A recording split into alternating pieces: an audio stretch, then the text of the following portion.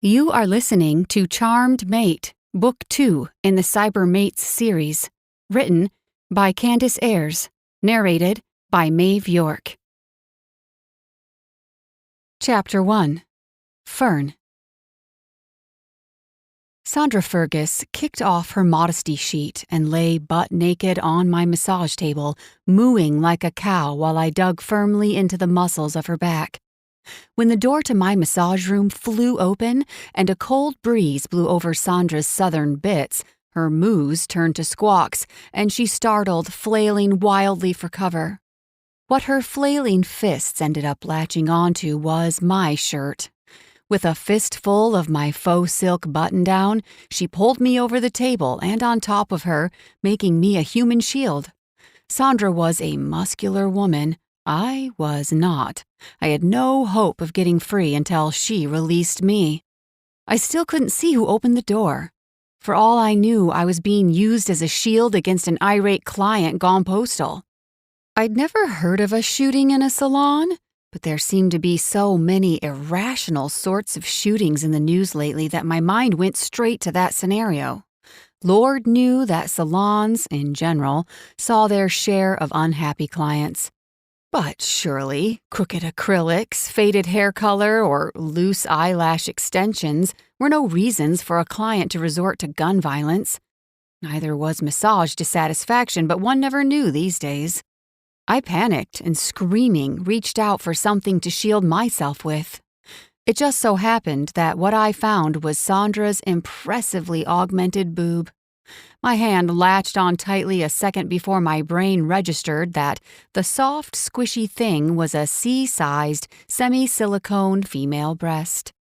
Had my brain been only a split second faster in its processing, I would have stopped myself from doing the inadvertent boob grab for cover and instead just gone out like a hero. How did one apologize for boob grabbing? A moment passed. Another.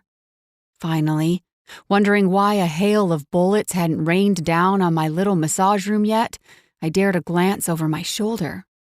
My moody, 15-year-old daughter, Kinsley, stood in the doorway, scowling. Jamie appeared behind Kinsley. As she stood witness to what I imagined would go down in history as one of my all-time, most mortifying moments, her jaw dropped and her colorfully made-up eyes flew open so wide, it looked as though her eyeballs might fall right out of their sockets.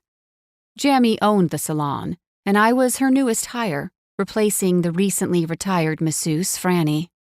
She probably should have fired me on the spot. Not Jamie, though.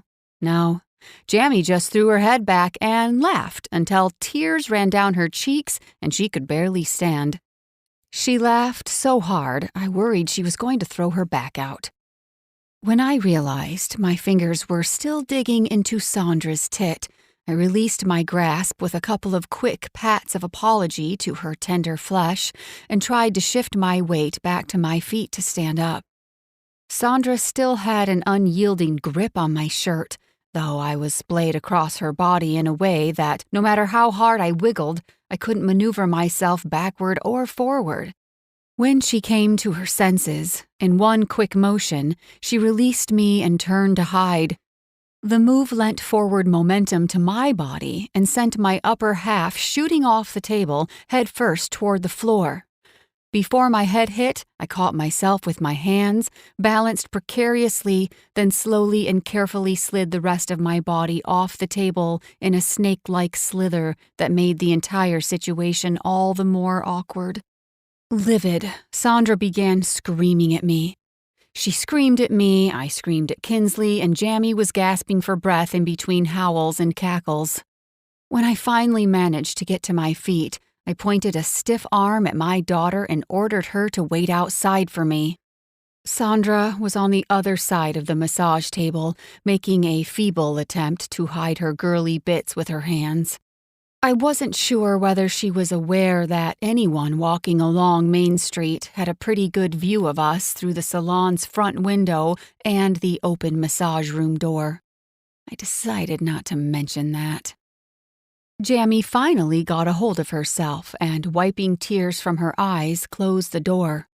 Unfortunately, she closed it with me still inside the room, the last place I wanted to be after committing what could arguably be considered a sexual assault on my client. "So sorry, Sandra. This will never happen again. Breast time is free. Next time is free." Horrified, I hauled ass out of the room and away from Sandra, who was hurling angry threats at me about hiring a lawyer and suing my pants off. Layla caught my eye as I was hustling to get out of there and find my daughter. She appeared to have been laughing as hard as Jammy, since she also had tears running down her face. Still, Layla had the decency to send a look of commiseration my way. "I tried to stop Kinsley. That girl is determined when she wants to be." I grunted and shoved the front door open. Kinsley was leaning against the side of the building, holding an unlit cigarette between her teeth. I stormed over, yanked the cigarette out of her mouth, threw it on the ground, and pinned her with my hardest glare. "You are in so much trouble, Kinsley Maud Day. I don't even know where to start." "Whatever." She rolled her eyes and crossed her arms over her chest. "You wouldn't give me extra money this morning to see a movie after school with my friends, so what was I supposed to do? I need a ride home." "Kinsley, I have told you so many times not to enter my massage room like that when I'm working. People are undressed and relaxed, and the last thing they want is a teenager barging in and exposing them to the entire island. And what's with the cigarette? We've discussed that already. You're too young to smoke. It's not just my rule, it's the law. Do you want to damage your lungs? Do we need to go over again all the nasty ways tobacco can destroy a person's health?" "Oh my God, Mom, chill out. I'm a freaking shifter. Cigarettes won't kill me." "We don't know that." I wanted to smack my child. I didn't believe in striking a child, but part of me, the part that was at my wit's end, was seconds away from it. "Our cottage is 5 minutes away. You can walk. As soon as you get home, have a snack and do your homework. If I'm not home before you finish your homework, get started on your chores." "I am not a child." She shoved off the wall and shouldered past me. Being a shifter, she was a lot stronger than I was, and I had to put on a brave face like it hadn't hurt. "Fine, I'll walk home. I'll probably get kidnapped by human traffickers and you'll spend the rest of your life drowning in guilt for letting it happen to me. Great job, Mom." I stayed where I was, fists balled up, the breath in my lungs sizzling from the anger raging through me. I counted to 5. "Don't forget to take Boots for a walk."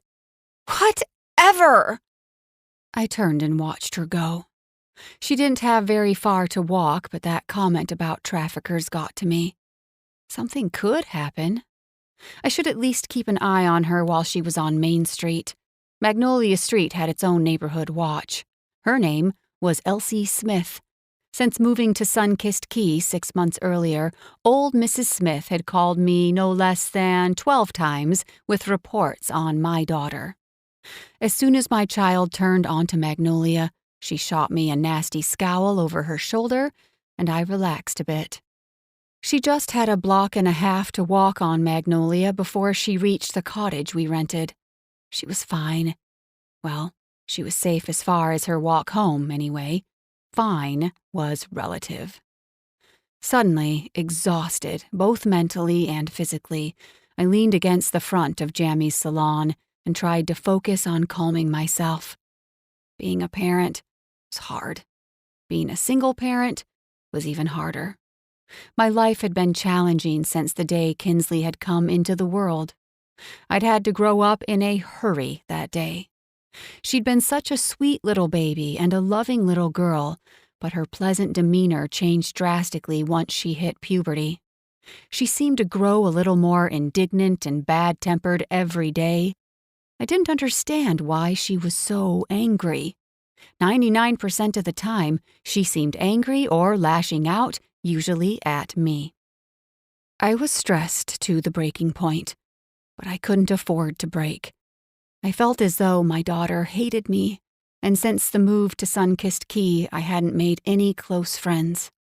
Isolation and loneliness probably added to the stress created by my daughter. I let out a slow breath. Feeling like a failure as a mother sucked. Straightening my shoulders, I readjusted my ponytail and forced a professionally pleasant smile. It probably looked fake as hell, but I was trying. I strode back inside, pretending I wasn't thinking about Kinsley and all the things she might be doing at home to get back at me. Chapter 2. Harrison. Parker and baby Stella in room 4, Doc. My nurse, Polly, tapped a file against my chest and stared up at me. At 5 feet, she was over 1.5 feet shorter than I was, but that didn't stop the sassy older woman from bossing me around like it was her job. They're new patients, and the mama looks nervous. I took the file and nodded at her. Thank you, Polly. And take off the Dr. Grumpy mask. She wagged her finger at me and made a clucking sound of disapproval before walking off. I shook my head. This morning, I'd had a 2-year-old nearly bite the tip of my finger off, an 8-month-old urinate on me, and a 4-year-old haul off and kick me in the shin. And I'm grumpy. Go figure. I rapped on the door quickly and entered. I scented rabbit shifter. Being the only pediatrician on Sunkiss Key who was also a shifter, all the shifter children on the island eventually became my patients. They almost never got sick, but they had their own individual set of needs. I heeded Polly's warning about being grumpy, plastered a smile on my face, and held out my hand to meet the mom, Parker Pettit. Hello, Mrs. Pettit. I'm Dr. Daniels. It's nice to meet you. Her eyes widened, and she clapped her hands together. Call me Parker, and you're perfect. I sat on my stool and attempted to keep my smile genuine. Excuse me? I'm starting a mate matching service. It's still in the startup stage, but I've already made one match. So much for a genuine smile. I attempted to divert her attention to her infant. So, how is baby Stella doing at home? Any issues or concerns you'd like to discuss? Sleeping, feeding, anything? About Stella, anything about Stella. Oh, she's fine. Dr. Grabowski at the hospital in Miami examined her yesterday. She's a little bunny shifter, after all. She's thriving. Seeing my confusion, she just grinned wider. Dr. Grabowski birthed me. He's great and all, but you're an actual pediatrician and much younger. I shrugged. Not that young, but I am a pediatrician and skilled in shifter development, and I suppose it's a bonus I'm right here on the island. Absolutely. When I heard about the bachelor shifter pediatrician in town, I had to come see for myself, and I'm so glad I did. The service I'm starting is called Cybermates. I'm actively recruiting subscribers, and I need more males to enroll. I signed up all my female shifter friends, acquaintances, and friends of friends, the ones who aren't mated anyway, but it's been difficult finding enough eligible men. You are perfect, handsome, educated, employed, good with kids. I sat back and crossed my arms over my chest. So you're not here for a well baby exam for Stella? No, I am. I'll bring her to you from now on. She's good right now, though. This was more of an introductory visit. Dr. Daniels, meet Stella. Stella, meet Dr. Daniels. Okay, now that that's out of the way, back to Cybermates. I found it odd that I was slightly intimidated by the woman. I'd never known a rabbit that came on so strong, especially when face to face with a dominant grizzly like myself.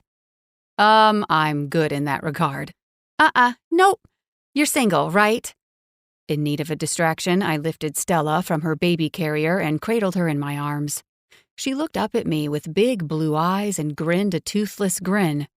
Well, the baby bunny rabbit was not the least bit afraid of a great big grizzly either. I am single. Oh, look, she loves you. Parker pulled out her phone and snapped a picture. So, you're single. Any hidden psychoses or physical deformities that might be a deal breaker to a potential partner? I do have one deal breaker, the fact that I am not interested in finding a mate. She rolled her eyes. All of you men seem to say that. None of you are ever looking or even ready for a mate. Then you meet her, the one, and it's a whole different can of beans. I'm here to make that happen. This woman refused to take no for an answer. I growled under my breath and little Stella giggled. I'm sorry, Parker. I'm truly not interested. I'll tell you what. I'll throw in a coupon for a free massage if you give it a 2-week trial. All you have to do is fill out the application. She rifled through the diaper bag. I just stared at her, incredulous. Ah, here it is. A free 30-minute massage at Jammy's Salon. And here's the application. I shook my head, but before I could reiterate my rejection, she was already sliding Stella out of my arms and the coupon and application into my hand. You won't regret it. And you can even drop the application off at Jammy's when you go for the massage. You want to give it to a blonde stylist named Layla. If you don't use that coupon, I'll find out, and I'll be back. Are you always this overbearing? Oh, yeah, she laughed. Ask my mate. Look, I'm happy with my life the way it is. I'm not looking for a mate. I hear you. Just fill out the application for me anyway.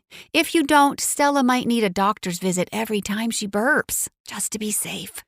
I held up my hands. Fine, I'll fill out the application if you promise not to come back unless Stella really needs something. With a triumphant smirk, Parker tapped the coupon in my hand. You won't regret it. And enjoy your massage. You won't regret that either. At that, she waved Stella's chubby little hand at me and strutted victoriously out of the room, leaving me more than a little baffled and confused about what had just transpired. I stayed in the room for a few more seconds, staring at the wall and considering the fact that a bunny rabbit shifter had just bullied me into signing up for an online mate-matching service. Rubbing my forehead where a headache was beginning to form, I left the room in search of Polly. She was leaning against the reception desk, chatting with Parker. Well, well, well, if it isn't Casanova. Polly threw her head back and chuckled, knowing good and well that I did not want a mate. A tiger shifter herself, she'd been with her mate for 40 years and made a frequent hobby out of teasing me about how much I enjoyed the uncomplicated life of a bachelor. Hardly. Parker grinned and winked at me. We'll see about that. I snarled and peeked into the reception area. There were a few patients waiting. Billy Hill was back. Poor kid. His high-strung mother was convinced there was something wrong with him because of his occasional bedwetting. Even Billy's mom was a welcome distraction from Polly and Parker joining forces. I glanced again at the two women and backed away. Billy, you want to come on back, buddy? The kid rose with all the pep and vigor of Eeyore, the children's character from Winnie the Pooh. With head low and eyes on the floor, he lumbered toward me. His mom was wringing her hands, a magazine in the crook of her arm as she followed Billy. Her giant purse dragged along the ground when she stooped over to hurriedly shove her magazine back in the rack. Wait on me, Billy. Billy wasn't waiting. He stepped up his pace, clearly trying to get as much distance between him and his mother as possible. Grumbling as he walked past, he made a beeline for the room that Parker and Stella had just vacated, without waiting for me to give him instructions. Don't forget to drop off the paperwork to Layla, Parker called out as she held open the door of the clinic on her way out. And get that massage. I didn't want to say anything, but you look a little tense, Doc. I turned and hurried after Billy, suddenly realizing I knew exactly how the kid felt. Chapter 3. Fern. Do not drop me off in front of the school, Mom. I mean it. Kinsley slid down in her seat and groaned. I do not want to be seen in this ghetto-mobile. Oh my God, I'm going to die of cringe. I stepped on the brakes of my minivan a little too firmly, and the car behind me on Main Street tapped their horn. Watch your mouth. And there's nothing wrong with this van, Kinsley. There was nothing wrong with it when I used to drop you off at your last school. Oh my God, Mom! Everyone is going to see me. You're making a huge scene. I stared over at my daughter and drew in a deep breath. Kinsley, it's too early in the morning for your attitude. We're in front of the school, there's a line of cars behind me, and you need to get out. Please, just get out of the vehicle. No freaking way. Pull around. Ducking even lower, Kinsley glowered at me. Are you kidding me? Do you see those Beamers and Escalades, and you're really dropping me off in the ghetto-mobile? Do you even know how much shit I'm gonna get? This is just great. The entire school gets a front row ticket to watch my popularity take a nosedive? Taken aback by her cruel attack on me and my finances, I stared at her for a second, speechless. Another horn, this one from a Hummer behind us, brought me back to reality. My anger boiled over and I saw red. Let me tell you something. But what? What was I going to say? I really want to go off on her, tell her how much of a struggle it was for me to keep a roof over our heads and all the bills paid and do it all by myself. I wanted to point out that although they may not be the top of the line, her clothes and shoes were trendy and she had her own cell phone. And that I'd had to work extra hours to provide her with those luxuries. I knew better, though. Been there, tried that. No matter how many times I explained, she never understood. Instead, I shifted hard into park, threw my door open, stomped around to the passenger door of the minivan, jerked that open, and gestured for her to get out. Then, I used words she would understand. Loudly. Out! Let's go, sugar booger, apple dumpling, pudding pie. I have to get the ghetto-mobile back to the rundown trailer park, but we can discuss this later over an ice-cold glass of get over yourself. I hate you. She jumped out of the minivan and kept her head down as she raced into the school, almost at an all-out run. Smooches! I shouted after her. The Hummer honked again, and I smiled politely while grinding my teeth so hard my jaw hurt. I really had to fight to keep myself from flipping them the bird. I'm going. Getting back in my ghetto-mobile, I forced myself to drive carefully and slowly out of the lot despite wanting to burn rubber. It was never ending with her. There was always something wrong, something awful, or something embarrassing that I was doing to wreck Kinsley's life. My anger still sizzled under the surface, but guilt was slowly replacing it. I hated losing my temper with her. But I was only human, for Christ's sake, and she knew how to push every single one of my buttons. I hadn't even realized I had some of the buttons she found to push. By the time I drove the short distance to work at Jammy's salon, my anger and guilt had me on the verge of tears. The morning had been an overwhelming shit show. Boots, our new puppy, had pooped on the kitchen floor as soon as Kinsley let him out of his crate in the morning.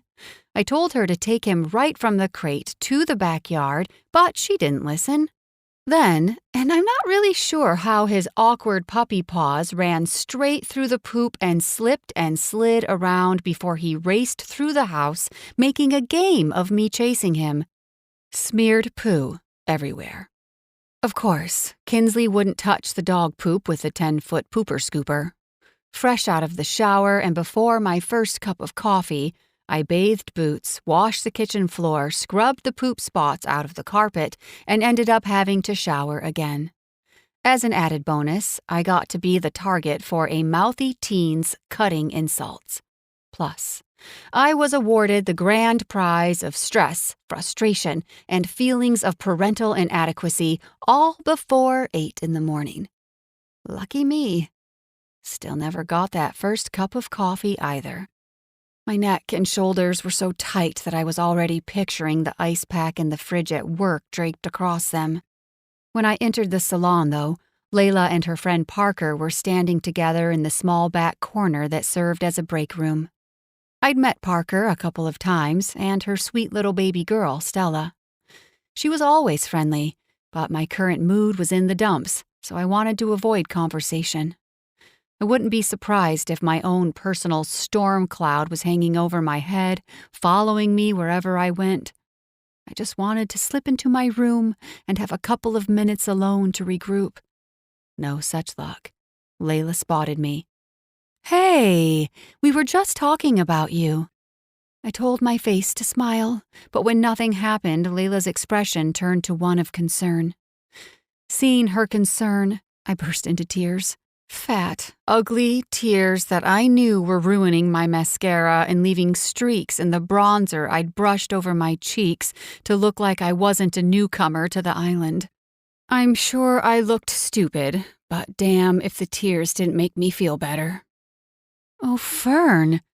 Layla hurried to my side and wrapped her arm around my shoulders while Parker grabbed tissues and lightly dabbed at my face. "What's going on?" Parker swallowed so loudly that it was audible in the small kitchenette. "Oh no! I'm going to cry too! Crap!" I laughed through my tears and patted her on the arm. "Don't cry. I'm done. It was just a much-needed, momentary stress reliever." Layla raised a brow. "What the hell, Parker? Why are you crying?" "Since the baby, I can't help it. It just keeps happening." She waved a tissue at me. "Ignore me. Tell us what's wrong. Whose ass do we need to kick?" "Are you opposed to throttling teenagers?" Parker shook her head while Layla rolled her eyes and squeezed my shoulder. "Kinsley. She's a tough one, all right. What happened?" "Apparently, my minivan is a complete embarrassment, and I'm a woefully inadequate joke." I sniffled and took a tissue to blow my nose. "And our puppy pooped all over the kitchen floor this morning because she let him out of his crate and didn't take him right outside. No one ever warned me that my sweet little angel would grow into a vicious monster." "I don't want to picture Stella as a moody teenager. I like my little cherub so much right now." Parker cried harder and leaned against the kitchen counter. "Oh, God. She's going to grow up too fast, and she's going to go through the bratty stage and think her parents are old, stupid, and out of touch, isn't she?" Layla held up her hands and groaned. "Both of you, knock it off. Stella is perfect, and Kinsley's going through a phase. We all went through it. It won't last forever." I huffed. "I don't know about that. She hates me. It's not just me. She hates everything." "How old is she?" Parker's eyes had dried and she leaned in. 15. 15? No way! What were you, 5 when you had her? She leaned in closer and stared at the skin around my eyes, looking for wrinkles. I was 15. Layla slapped her friend's arm and winced. "Sorry, Parker didn't mean to be so nosy." I waved them off. "No, it's fine. It happened. It's a part of me. No big deal." "Is she?" Parker wrinkled her nose and looked up like she was trying to spot the words in the air. Layla nodded, reading her mind. "She's a shifter. Wolf." "But you're not." I shook my head. "Nope." "You should take her to see Dr. Daniels. He's a pediatrician. He sees shifter kids on the island up until age 18, sometimes longer. I just took Stella to his office yesterday." I made a face. "I don't think she's ill, just a moody, sullen smartass. She's on birth control, for obvious reasons, so she'll have to see him eventually, but I think she's okay right now." "He could talk to you about the hormone changes she's going through right now. It might help. Plus, he's hot and single." "You better hope Maxim doesn't hear you say that." Parker stared at me with an interested look on her face. "Maxim is super hot and taken. I also gave Dr. Daniels one of those coupons for a free massage, the ones that you were giving out when you first started working here. I still had mine, so I used it as an incentive to get him to fill out the paperwork for Cybermates.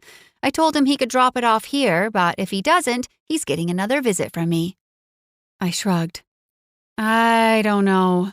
With Kinsley, everything's a struggle. Dragging her to the doctor, well, I don't know if I'm ready for that fight yet. I sighed. You really think it'll help? Yes, I do. You won't regret it. A 15-year-old shifter has more hormones raging through her body than a 15-year-old human. It's not just her human side that's undergoing an incredible transformation. There's an animal in there, too, that's changing and growing. All those hormones can make a person crazy, especially a female. We get hit harder for some reason. Doesn't seem fair. Half of her fury is probably just hormones right now. Dr. Daniels could talk you through what to do. I'll give it a try. Although I don't see how he can help, unless his answer is duct taping her mouth. Chapter 4. Harrison. Sarah's throat looks great. How's she been with the recovery? I sat on my stool across from little Sarah Brooks and her mother Jeannie. Wonderful. You did such a great job, Dr. Daniels. Jeannie Douglas ran her hand up and down my arm affectionately as she spoke. Was the woman actually batting her lashes? I shifted slightly away from her and forced a smile. All I did was recommend she have her tonsils removed. Dr. Dean did all the hard work. I got to eat ice cream all week long. Sarah wiggled on the exam table and stared at the basket of toys in the corner of the room. Well, that sounds like... Muffled shouts drifted in from somewhere on the other side of the closed exam room door. Something was going on in the clinic. I glanced back at the door and frowned. It was solid wood. My shifter hearing was good, but someone was really shouting up a storm out there. Excuse me. I left Jeannie and Sarah in the exam room and slipped away to find the source of the ruckus. I found it. A girl, mid-teens, red-faced, arms waving, was hollering hysterically at a woman whose back was to me. I sniffed the air. The girl was a shifter, a wolf, and the woman... I'm not a child! I can't believe you brought me here! You tricked me! You're such a liar!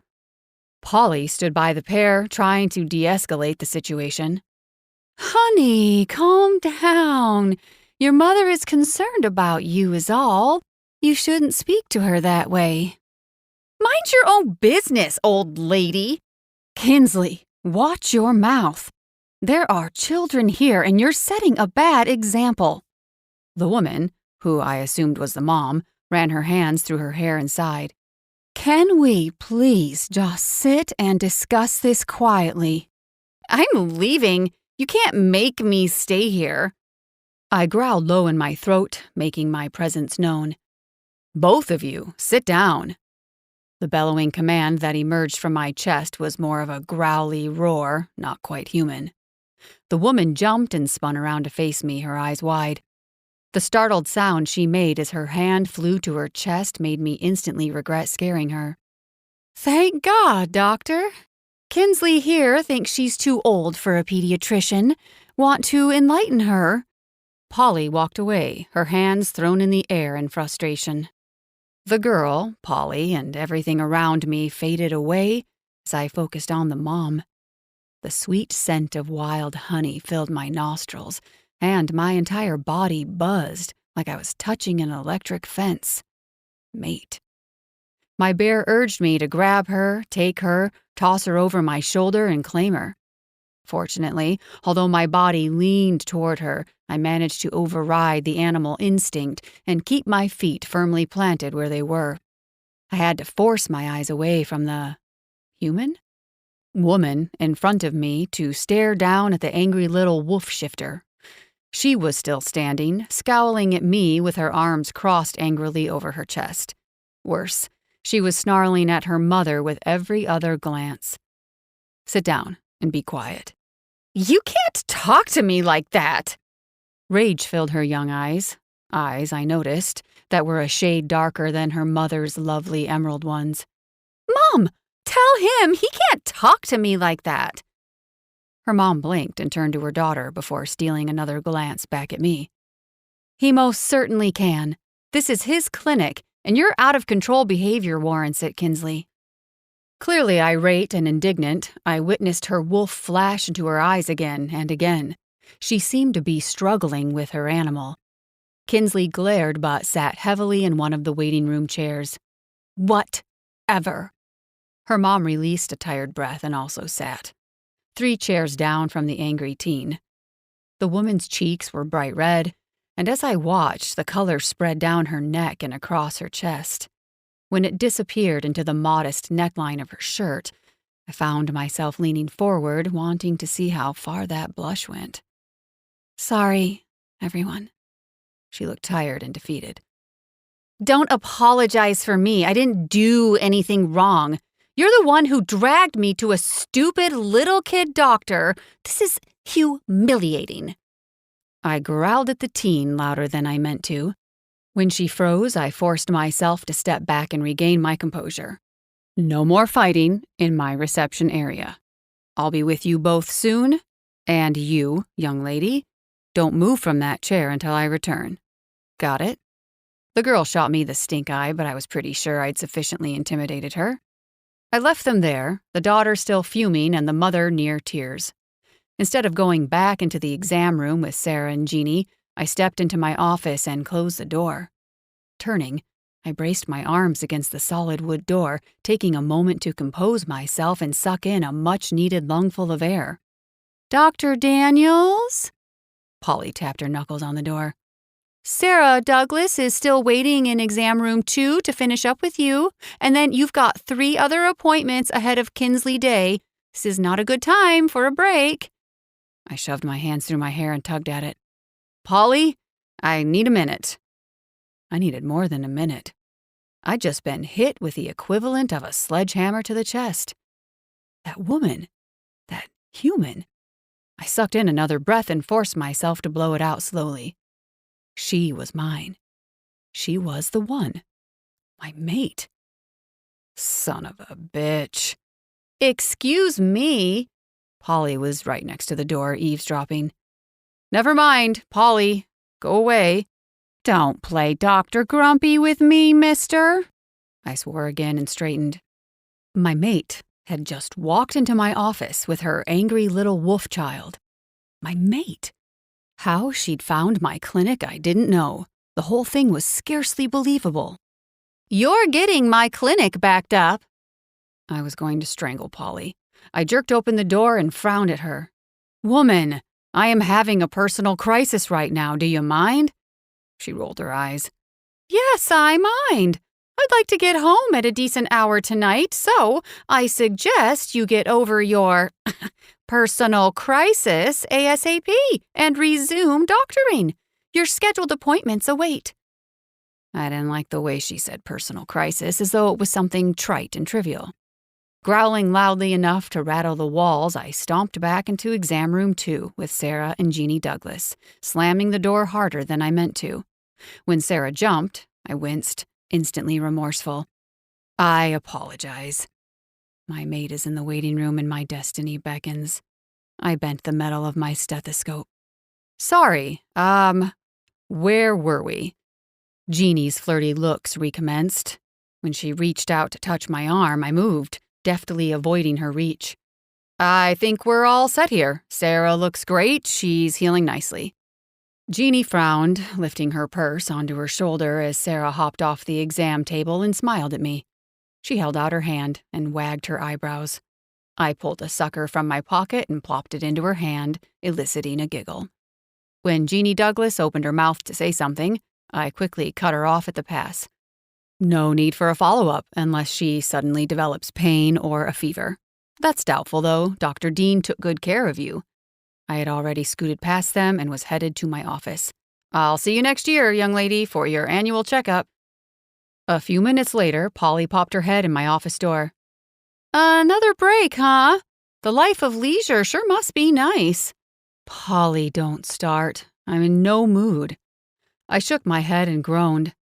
I am your boss, you know. You could pretend to be at least mildly intimidated by me. I do have the authority to fire you. She scoffed haughtily. Just try and run this place without me, boss. I bit my lip to hide a grin. I wouldn't dare. Chapter 5. Fern. I sat as still as possible, hoping I wasn't giving away the thoughts and feelings that were creating swirls of turmoil on my insides. My cheeks were on fire.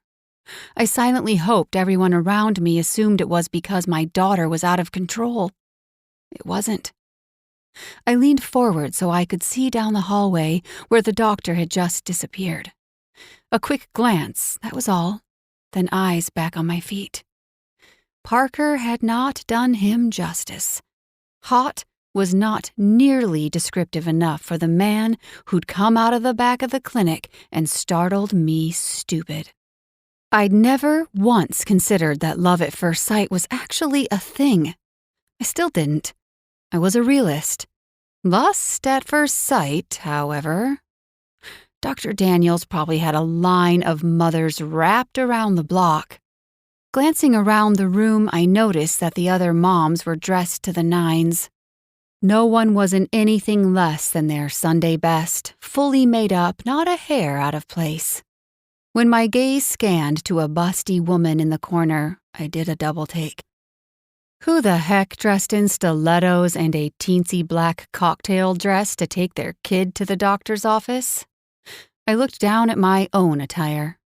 I'd taken the morning off work, so my hair was piled haphazardly atop my head in a messy bun, and, like most days, I hadn't bothered applying makeup.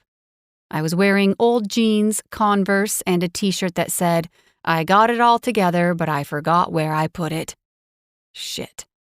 Maybe Kinsley was right. I was an embarrassment. I glanced over at my daughter and felt a pang of grief. I wanted to be able to ask her how I looked, or even if I had body odor because I wasn't sure whether I'd remember deodorant this morning. Asking my daughter those questions, though, would result in my self-esteem being ripped to shreds. I'd learned the hard way that exposing my vulnerabilities to my teenage daughter was a bad idea.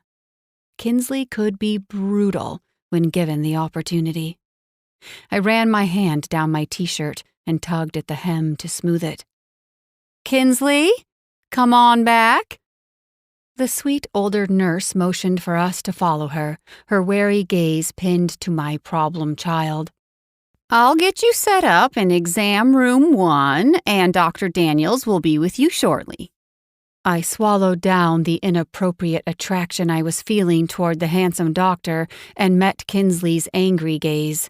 When I stood, Kinsley growled at me. "You do not need to come." "Well, I am anyway." I sent an apologetic look to the nurse. "Thank you for being patient with us. I'm really sorry." "Oh, honey, you're fine." She led us to a room in the back, a strategic move, I was sure, and patted my shoulder after Kinsley went in. "Hang in there, Mama."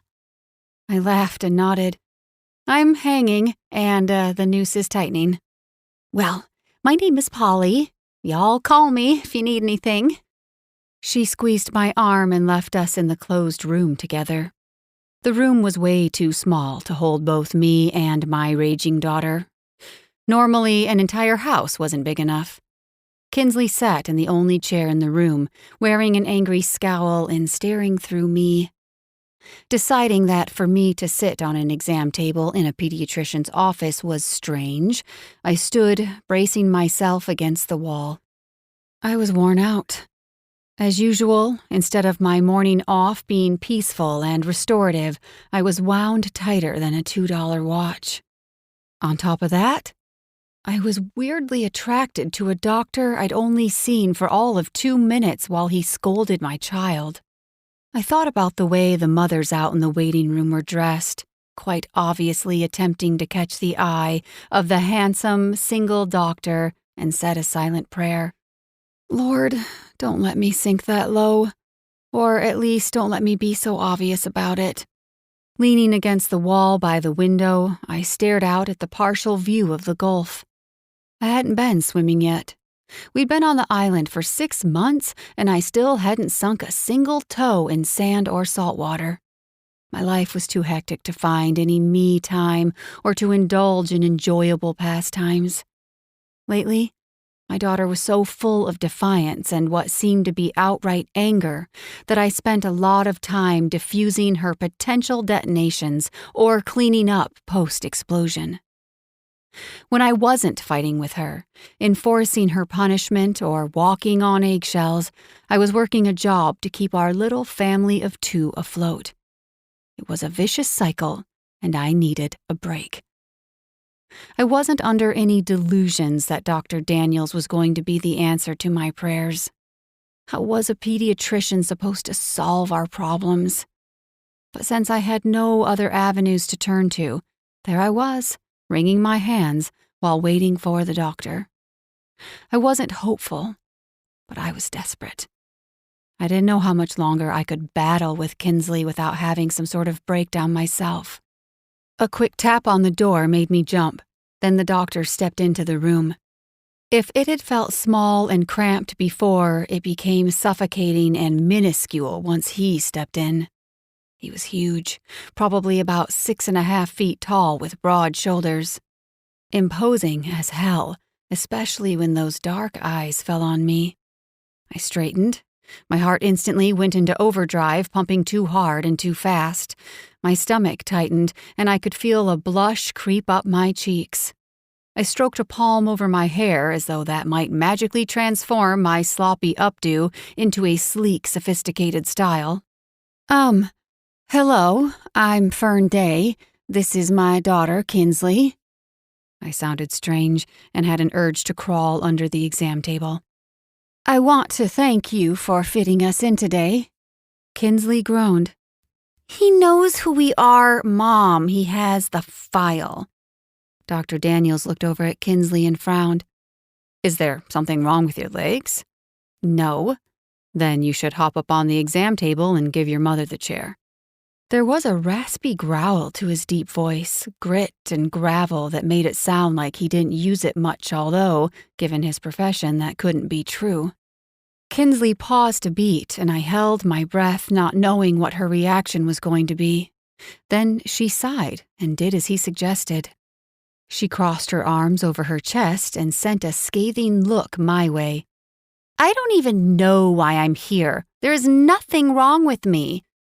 Still standing, I found myself wrapping my arms around my stomach, suddenly more self-conscious about my failures as a parent than my appearance. One of my coworkers is a shifter, and she mentioned you might be able to help. My daughter and I were having a lot of issues lately.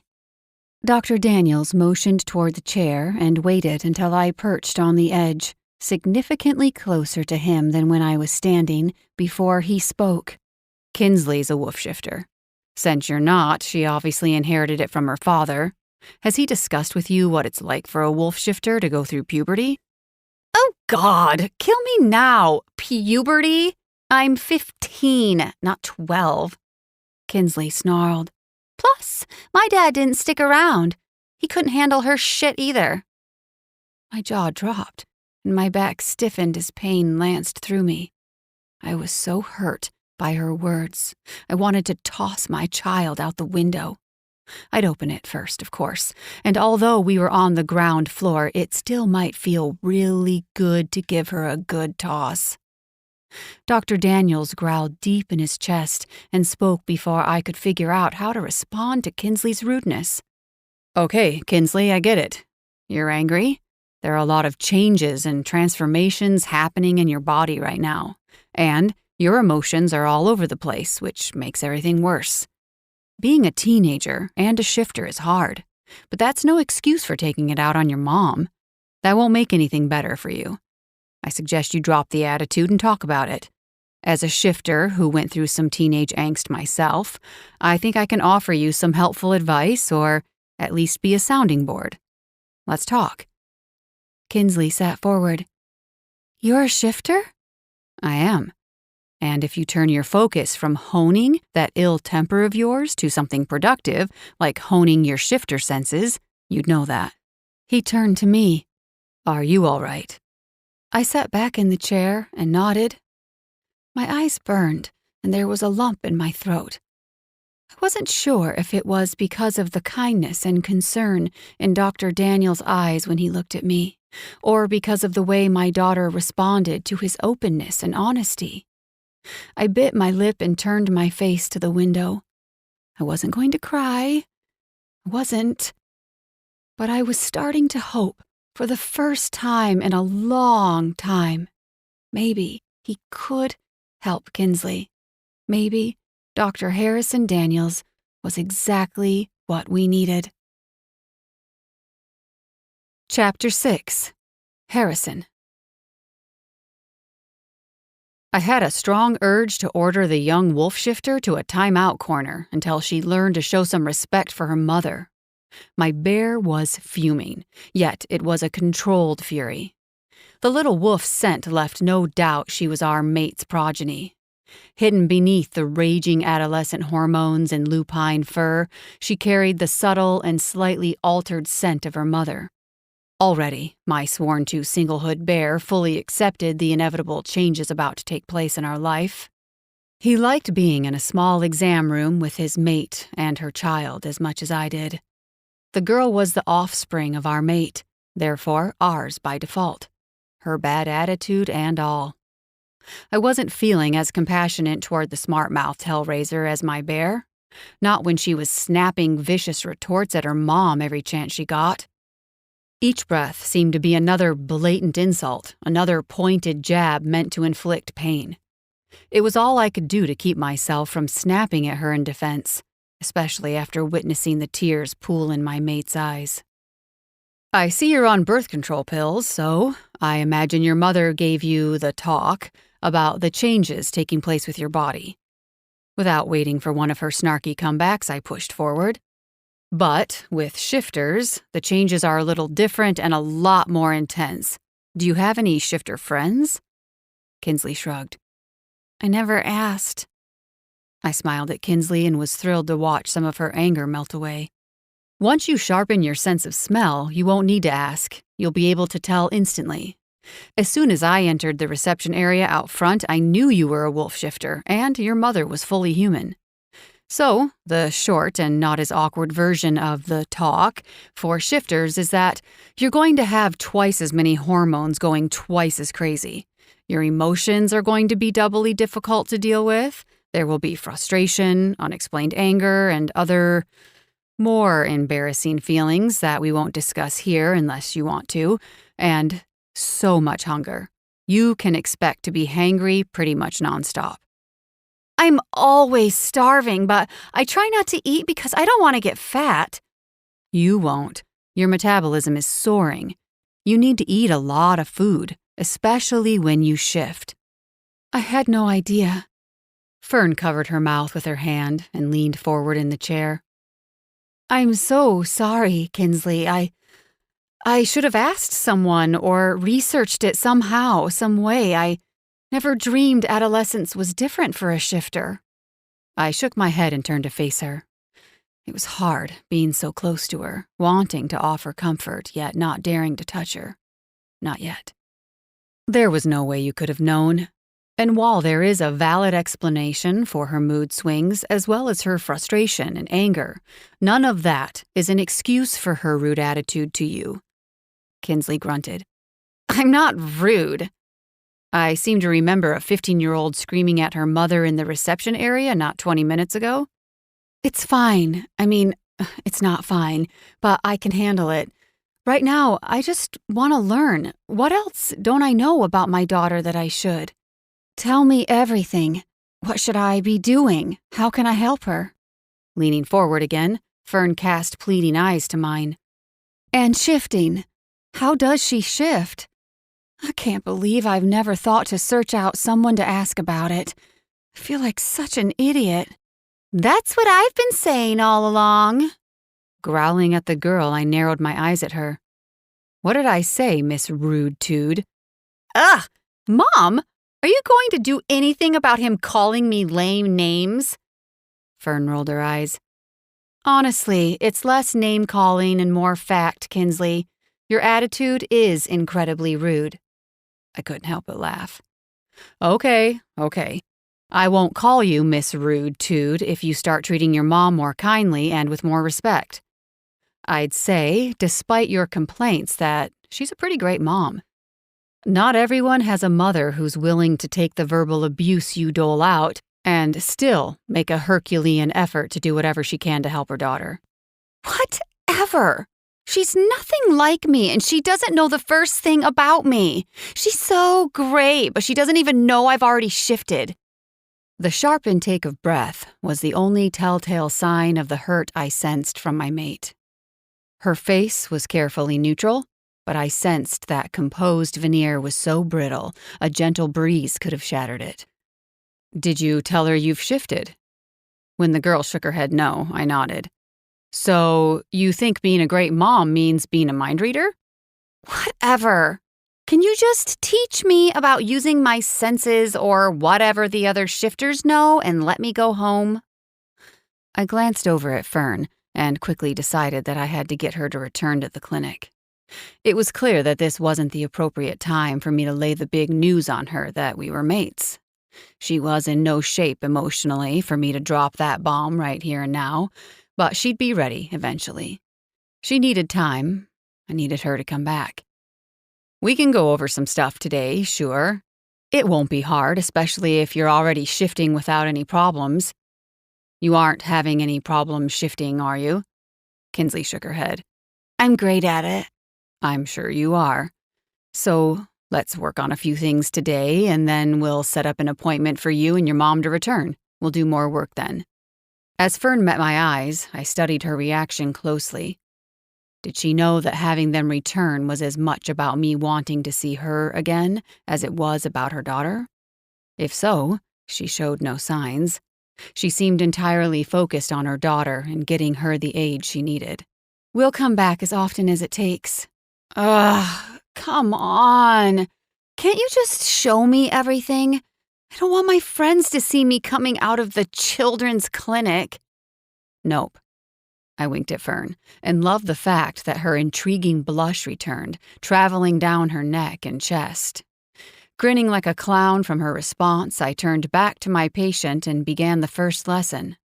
It was simple stuff that I went over with all of my shifter patients. Usually their parents had already informed them of everything, but Kinsley was a unique case. Still, she was a bright kid and caught on quickly.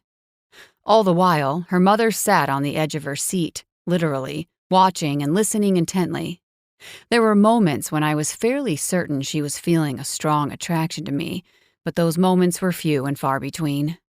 When she wasn't reacting to the fact that we were caught in the midst of a strong, primal mating desire, she barely registered I was even there.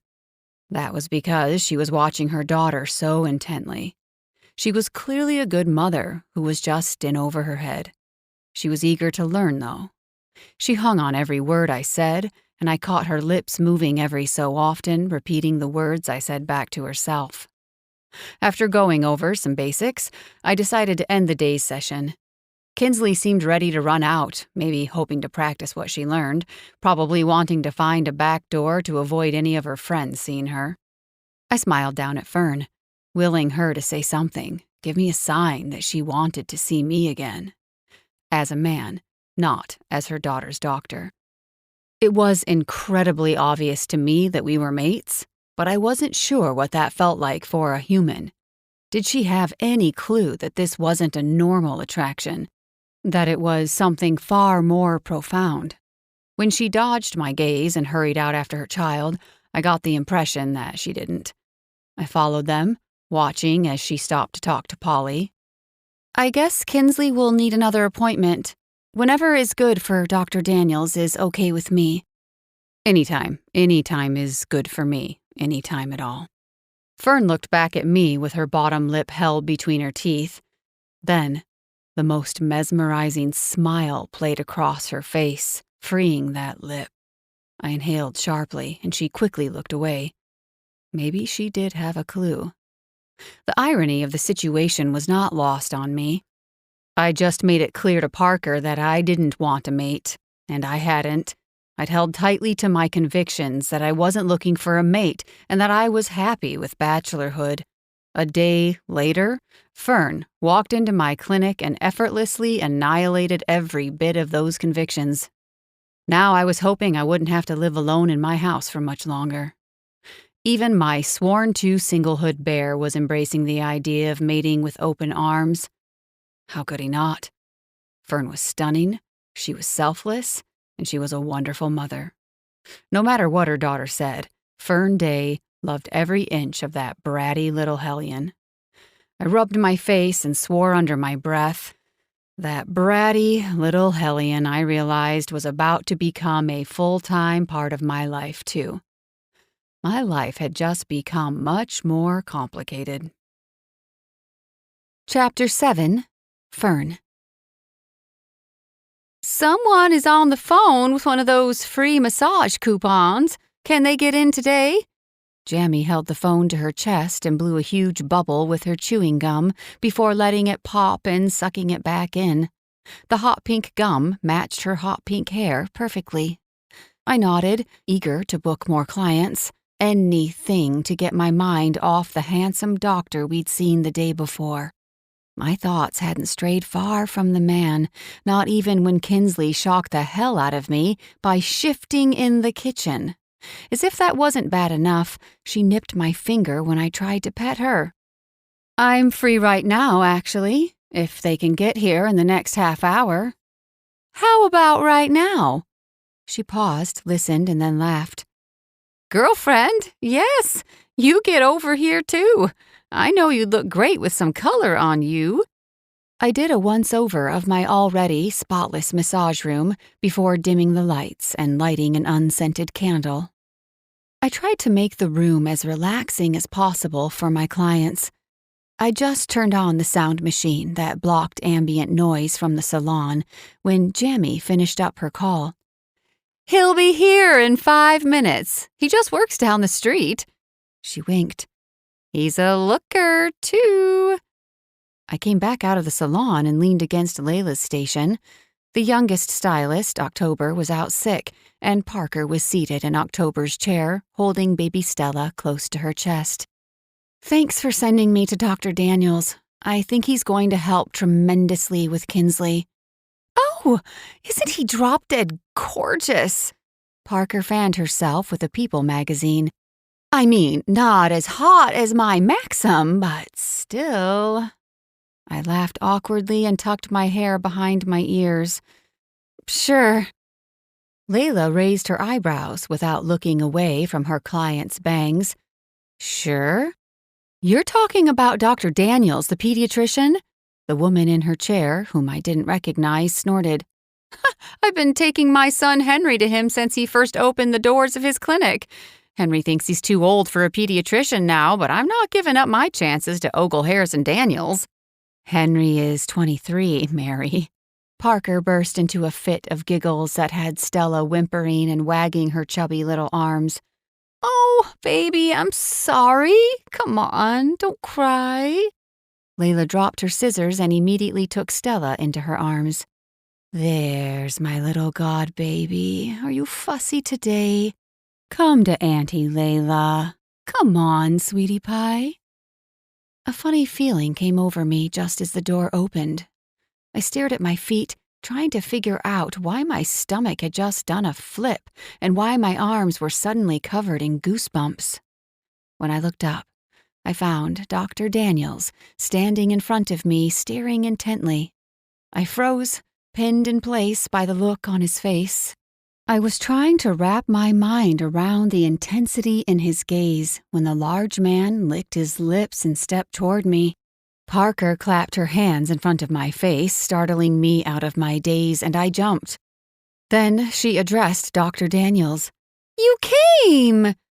He glanced briefly at her and then resumed staring at me. He acted like he didn't want to look away at all. I couldn't resist a massage. "Dr. Daniels is going to be my newest addition to the Cybermates site. Did you bring the paperwork with you?" "No." Everyone in the shop seemed to have stopped what they were doing to watch the man with curiosity. We occasionally got older male clients at the salon, mostly those who were trying to hook up with Jamie, Kitty, or Margie, but it was rare to get the younger ones. It was almost unheard of to get young, hot, and single ones. That's okay. I've made sure applications were available at several of the local business establishments here on Sunkist Key. Layla, do you have a spare Cybermates application? I was too transfixed by Dr. Daniels to decipher what Parker was saying. My brain was trying to grasp why he was here. Sure, I have one right here. Layla moved to grab something from a shelf at her station, but Dr. Daniels cleared his throat and stopped her. No. The word was a rough growl. He cleared his throat and tried again. I'm not filling out the form. I don't need to. Parker grunted. Why not? You have to, Harrison. You accepted the free massage coupon. Those were the terms. I caught the final words and panic hit me hard. Massage? He was the client coming in to redeem the free massage coupon? I couldn't give him a massage. I wouldn't dare touch him. I couldn't trust myself. I have no need of your services, Parker. He looked back at me and smiled. Polly said you were ready for me.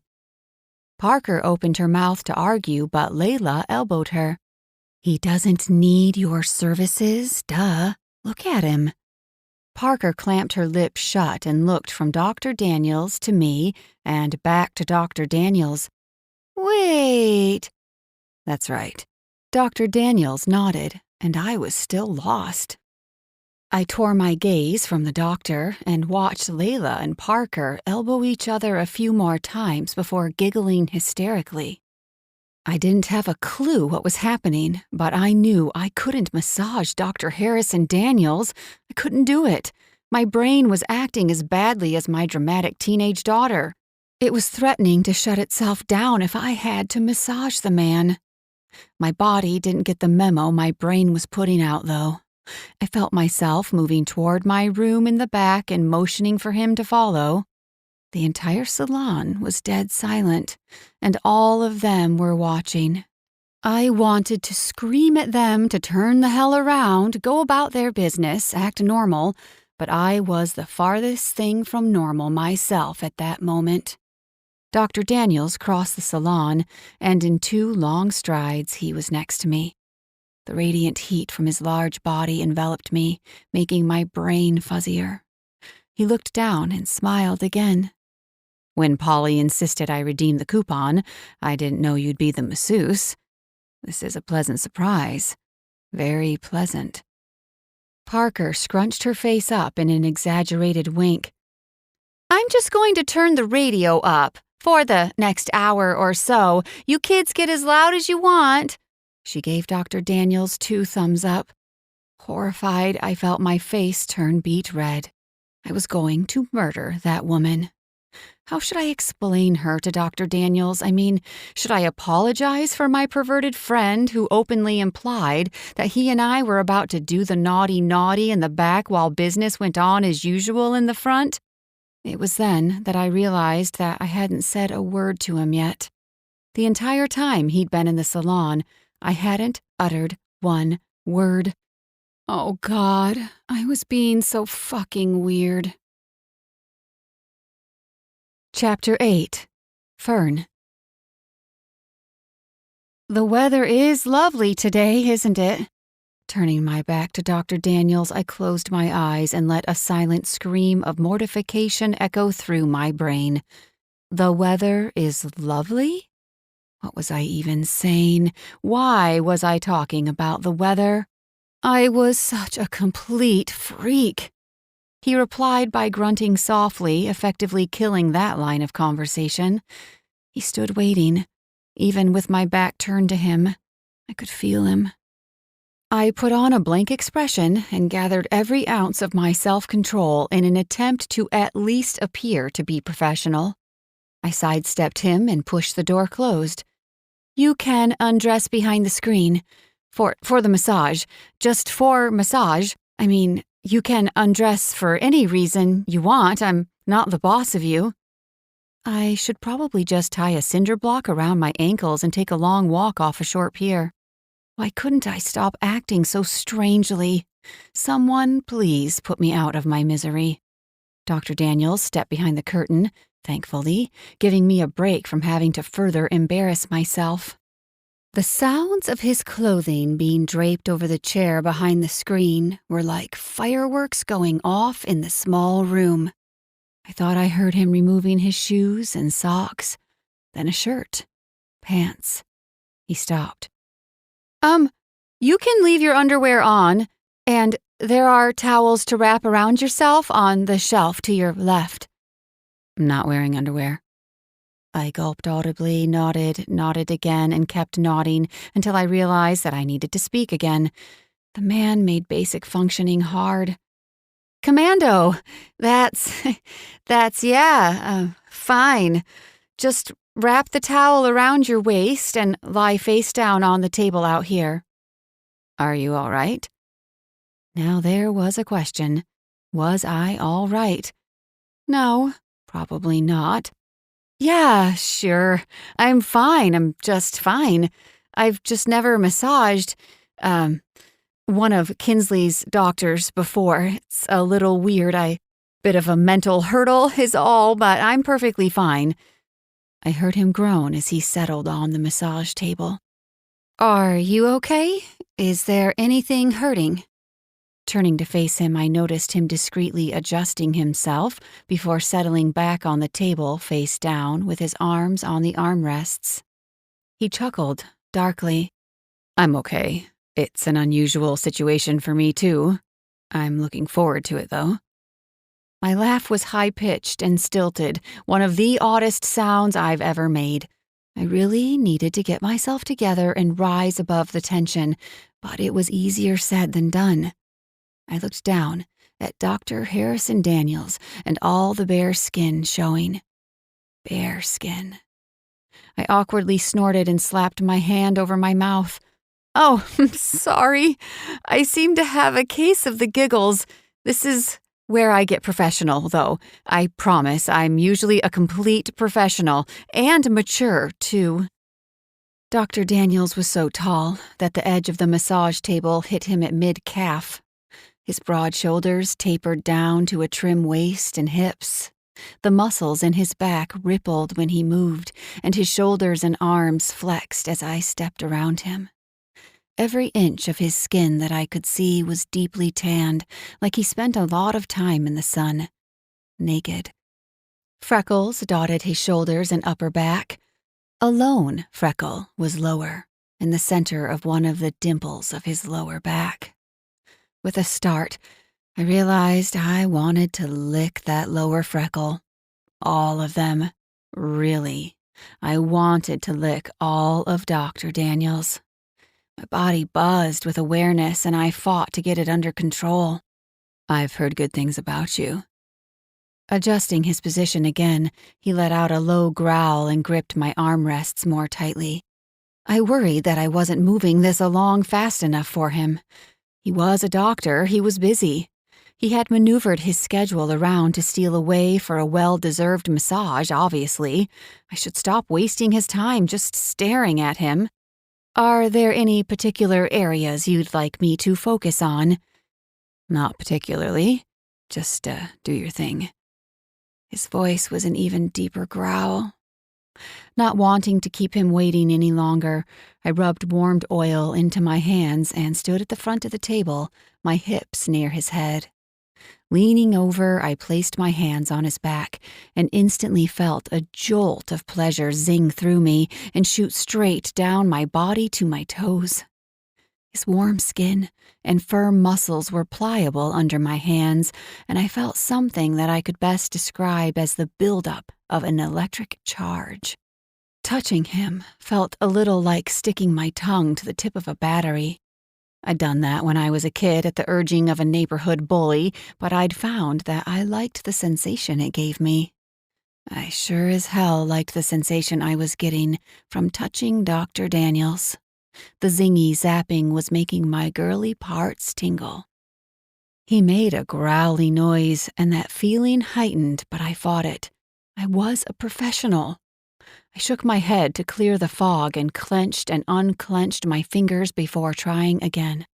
Palms, flat on his back, I worked my fingers into his muscles. I leaned farther on him as I trailed lower, so tempted by that lone freckle. It wasn't until my pubic bone brushed against his thick hair that I realized how far into la-la land I was. Dr. Daniels let out a sound that could be described as a growl mixed with a groan, and his big hand whipped out to grip the back of my thigh. Fern. I sucked in a deep breath and straightened. I'm sorry.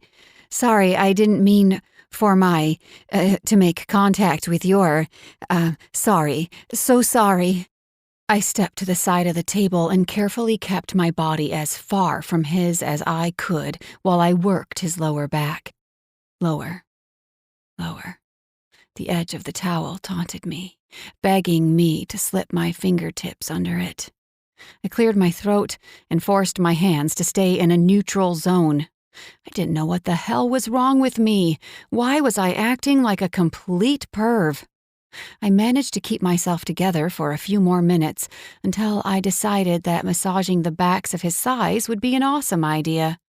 It wasn't an area that I necessarily avoided on clients. The thighs held a lot of tension, but why I'd skip straight there on this man, I had no clue. Yes, I did. Control. I had no self-control. But oh, he had thick, strong thighs, dusted with hair that tickled my wrists as I kneaded his hamstrings. It was insane. I was more turned on than I could ever remember being. My body was pulsing in time with the way I worked my hands over him. I was touching him, again, leaning over him. My pelvis was practically riding his leg. I was crossing a line I'd never crossed. Jesus, woman. Dr. Daniels' rough voice startled me. When he raised his upper body and captured my eyes with a heavy-lidded gaze, I snapped back to reality. Filled with horror, I backed away, lifting my offending hands in the air. I am so sorry, so very sorry. Please, just get dressed. I'd understand if you filed a complaint. I don't know what. I'll go. Oh, God. I had all but molested the man. I was so ashamed that I couldn't handle the idea of facing him a moment longer. I flew out of the room, slammed the door shut behind me, and came face to face with a room full of women who'd obviously been doing their best to overhear what was happening in my back room. I let out a horrified little squeak. I need the rest of the day off. It's an emergency.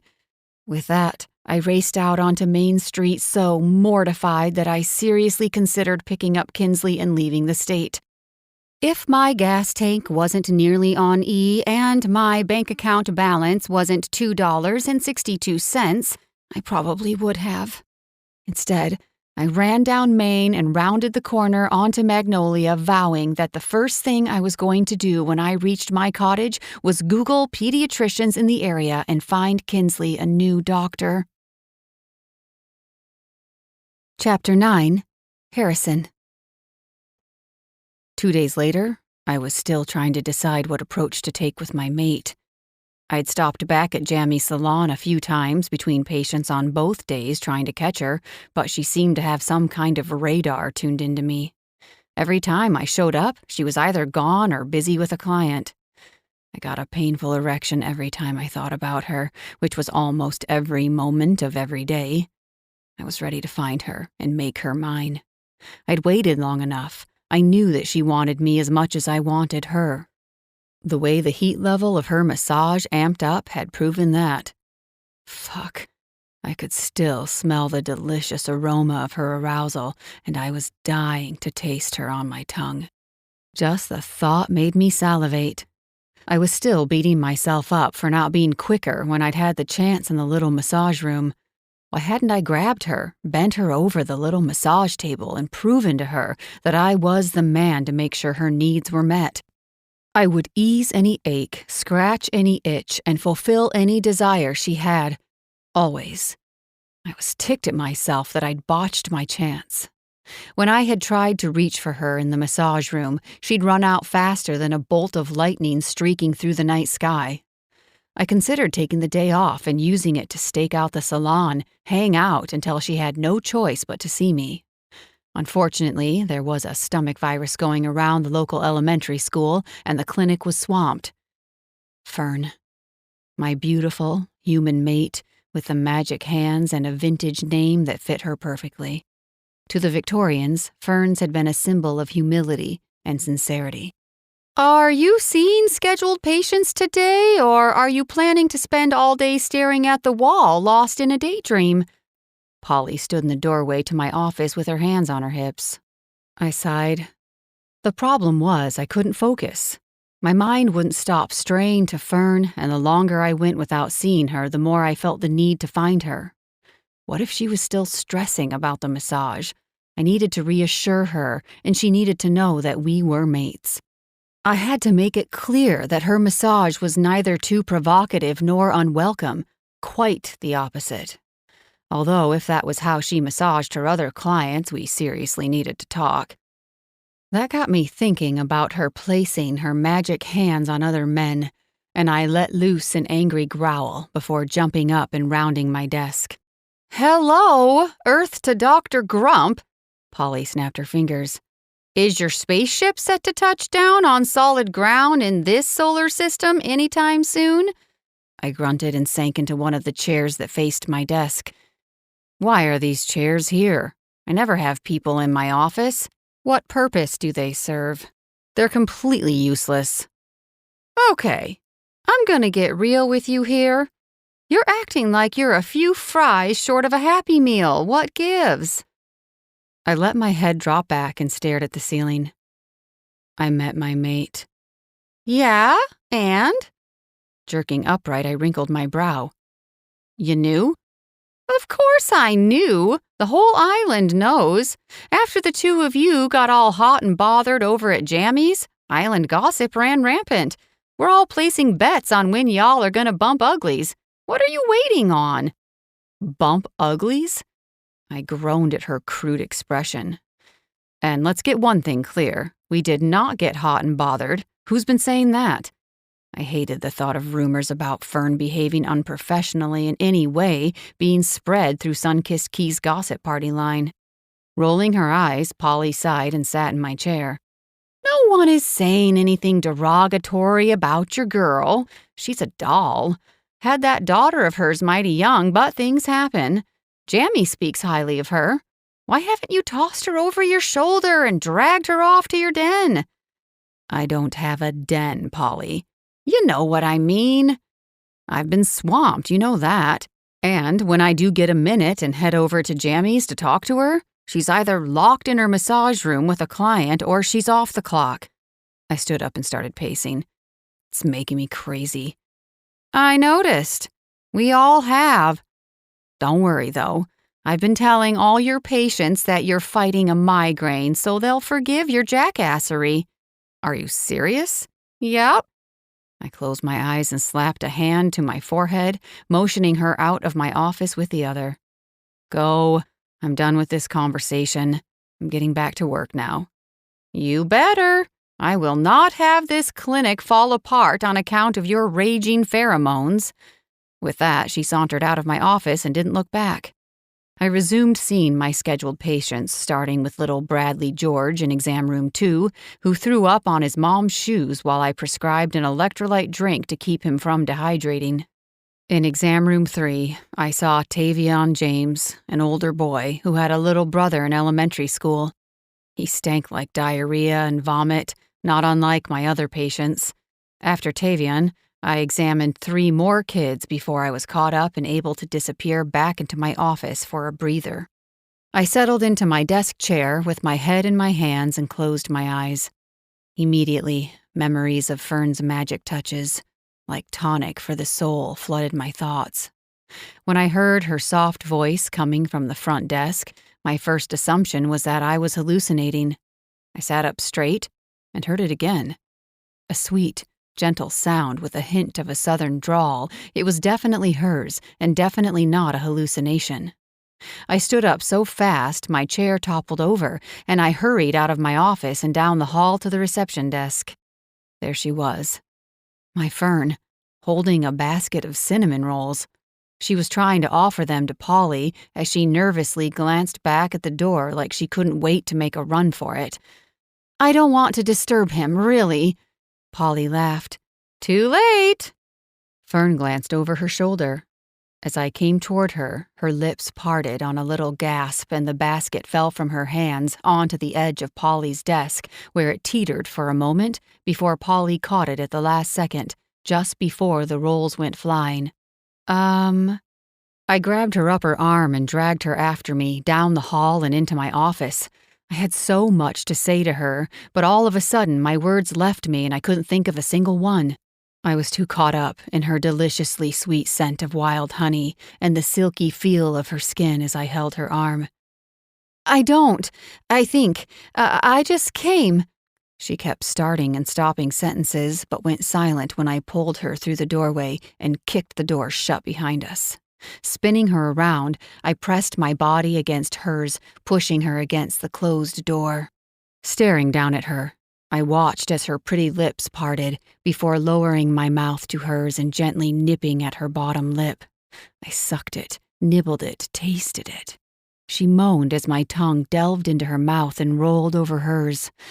My world had been off-kilter since I'd met her, but it was instantly righted by that first delicious kiss. Capturing her face between my hands, I devoured her like a desperate man. 2 days had felt like 2 years, and my body yearned for hers as though she was the oxygen I needed to breathe. She tasted like honey, and I stroked my tongue again over her sweet lips. I knew I'd never get enough of her. I would always want more. Fern wrapped her arms around my neck, pulling me closer and giving me the green light.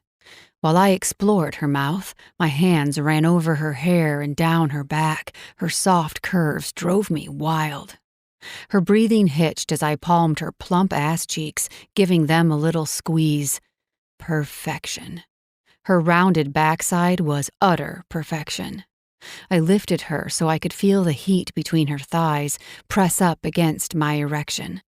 I wanted to feel her, but I also wanted her to know what she did to me. Fern's legs locked around my hips, her hands locked in my hair, her fingers threading and tugging. Fierce kisses, her tongue stroking mine, her teeth nipping. She let out a husky little moan when she felt my erection press harder against her. The world melted away.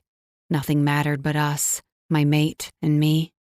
I didn't care where we were, who was in the building with us. I just needed to give and derive pleasure. Holding her tightly against me, I turned us to my desk and used my other arm to sweep it clear, scattering the contents on the floor. Still holding her with one arm, I sat her on the desk, and with my other arm I reached over my head to drag my shirt up and off. I kissed and nibbled her throat while her hands stroked over my chest. She mumbled something against my mouth. I slipped my hands under the hem of her shirt to her waist, electrified by her soft, warm, bare flesh beneath, when she said it again, louder. "Wait!" Chapter 10. Fern. The last thing I wanted to do was to tell Harrison to stop, and he was now officially Harrison versus Dr. Daniels because the title doctor was reserved for those physicians who hadn't got to second base with me on top of their desks. Harrison froze with his hands around my ribcage, just under my breasts. When I let go of his hair and lightly drew his wrists away, he dropped his hands and took a step back. I had to say something. My mouth was too busy wanting to call him back or curse myself for stopping him. Without a doubt, I wanted him. He clearly wanted me as well. There was nothing wrong with 2 consenting adults going at it like animals in his office at the clinic during business hours. I mean, the door was closed.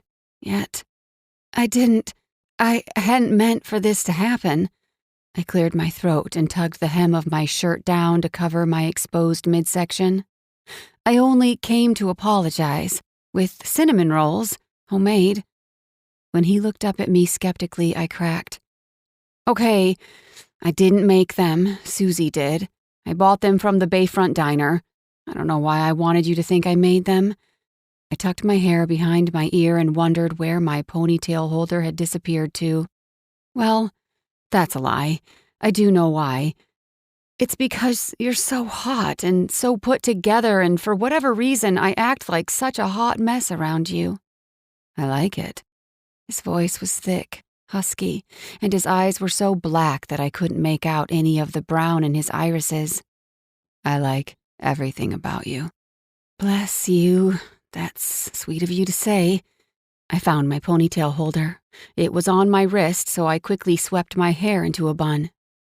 I came to apologize for my unprofessional behavior during your massage. I really don't know what came over me, manhandling you that way. I've never done anything like that before. With anyone. I'll be 31 soon. Isn't that way too young for menopause? Yet, I've been having hot flashes and I can't stop these feelings of extreme arousal.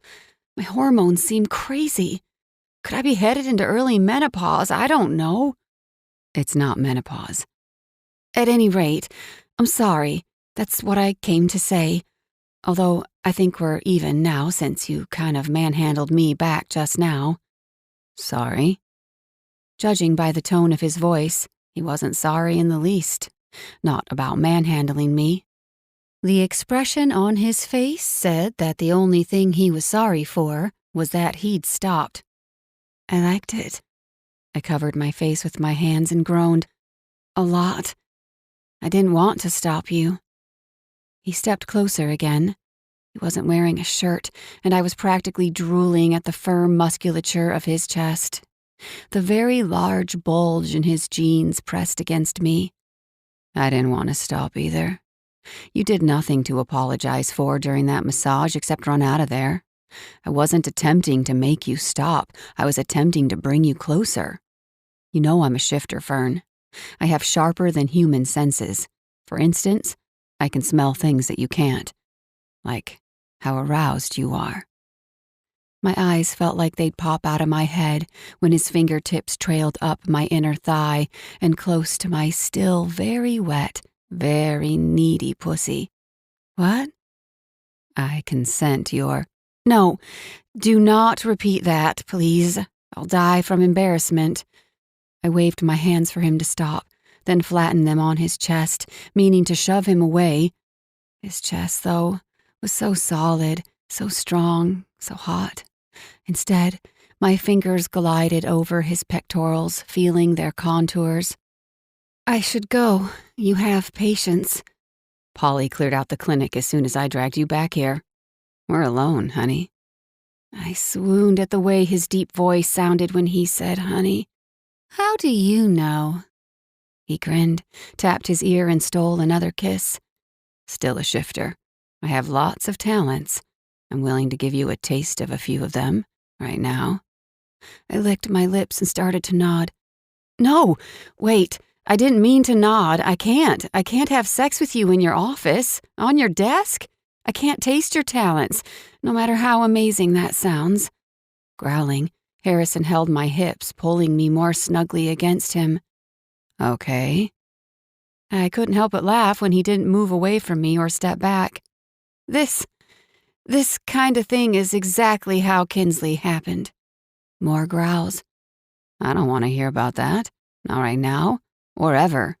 Whoever that asshole is better hope I never cross paths with him. I wrinkled my nose, but otherwise ignored his macho man thing. I assumed he was merely attempting to make me feel special and unique by acting like he wanted to protect me or look out for me or something. I just mean, this isn't me. I don't do this kind of thing. Meet a man and then have sex with him? I don't do hookups. I made that mistake once and I ended up pregnant with Kinsley. Not that she's a mistake. Unplanned, yes. Mistake, no. I'm grateful for her. Most days, I am. Really, after that I haven't. I'm just not comfortable. It's not like that with me. I found myself laughing again, fully enjoying how much he seemed to be into me. It was flattering. I think I actually really like you. You were so good with Kinsley, even when she was being her difficult teenage self. You're attractive and kind. You have your life together, and everyone I know on this island seems to have made it a point to tell me what a stand-up guy you are. If you want to go out on a date with me, I'd do that." He stopped and tilted his head to one side. "Did you just ask me out on a date?" I blushed. "I know it's a little awkward, what with your boner pressing against my stomach and you smelling my, arousal and all, but I don't sleep around, at all. No exceptions. I could date, though. I'd love a date with you." I nodded, excited and a little shy all of a sudden. "Yeah? Cool." He easily lifted me off his desk and put me on my feet on the ground. "I'll pick you up tonight." I found my body instantly aching to be pressed up against him again. "Oh, shoot. Not tonight. I'm busy tonight. Kinsley bit me again last night and I grounded her. If I don't stay at the house to keep an eye on her, she'll leave." He curled his lip. "She bit you?" I waved it off. "It's fine. It was just a nip. She's grounded until next weekend. We could go out then." "Maybe the three of us could hang out at your place tonight. Do you cook?" I winced. "Not well." "I'll cook then. I'll come over and cook for you too. And I'll have a few words with your little wolf about keeping her teeth to herself." He looked over my hand and arms until he spotted the bruise on my forearm. "I could always bite her back for you." I scowled at him, not realizing he was teasing, until he winked and broke into a grin. Sign. I swayed closer to him. "I'm taking care of it." "Tell me your address." "I'm still not sure this is a good idea. I can't seem to control myself around you." I found myself again pressed flush against him, of my own doing this time. "Tell me where you live, or I'll have to go into Polly's filing system to find out for myself. She won't be happy. Please do not inflict that woman's wrath upon me." He leaned down and kissed me softly, tenderly. "Tell me." "Magnolia Street. We live on Magnolia Street. You can't miss us. We're the house with the harried and frazzled human mother and the sullen and angry wolf child." He kissed me again, his hand sliding to grip my ass and squeeze it before he held me away. "Now go. Get out of here. It's killing me to let you walk away from me right now. You should go while you still can." Heaven help me, I believed him. With a smile as wide as the Atlantic on my face, I hurried out of his office, only stopping to glance back at him once. He was sexy as sin, standing in the middle of his office, his torso bare, his chest rising and falling with each quick breath. His eyes narrowed lustily. He growled and leaned forward as though poised to give chase. I squeaked, raced out the clinic door, and ran back to the salon, giggling euphorically the whole way. Chapter 11. Harrison. As soon as she saw me haul Fern off to my office, Polly had canceled all afternoon appointments and closed the clinic for the rest of the day. I went home and took an ice-cold shower, then headed over to Fern's place. I was early for our date, several hours early. She probably hadn't meant for me to come over right after work, but I was eager to see her again.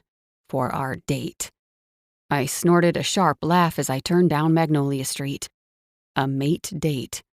I'd never heard of mates dating before. They didn't need to. The outcome was inevitable. Forever bonded with the person who was your other half, the person who made you whole. But if Fern wanted a date she would get, and as many as she fancied. I'd do whatever I had to win her over. It was easy to tell which house was hers by the aroma of wild honey that surrounded it. The little cottage was smack dab in the middle of Magnolia. It faced the water, but the houses on the next street over, Shipwreck Way, blocked it from having a view that would raise its market value substantially.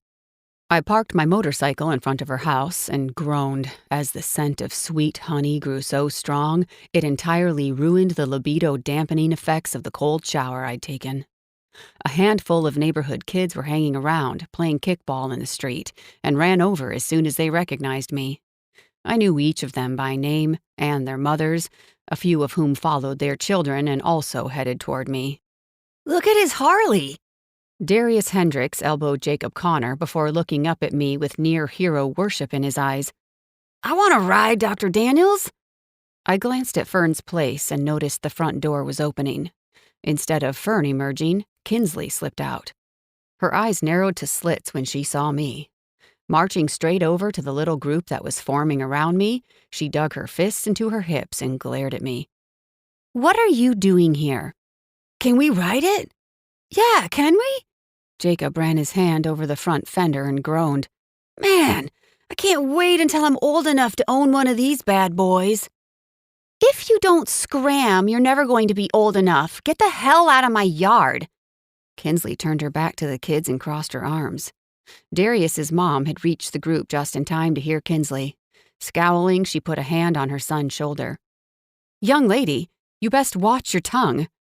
Kinsley was less than intimidated. You can get out of my yard, too. I cleared my throat. Kinsley. Susan Bell approached with a disapproving glare at Kinsley. Where is your mother? It's about time someone had a talk with her about your behavior. The whole neighborhood is tired of your attitude and your acting out. Susan glanced up at me and shook her head, like we were going to agree.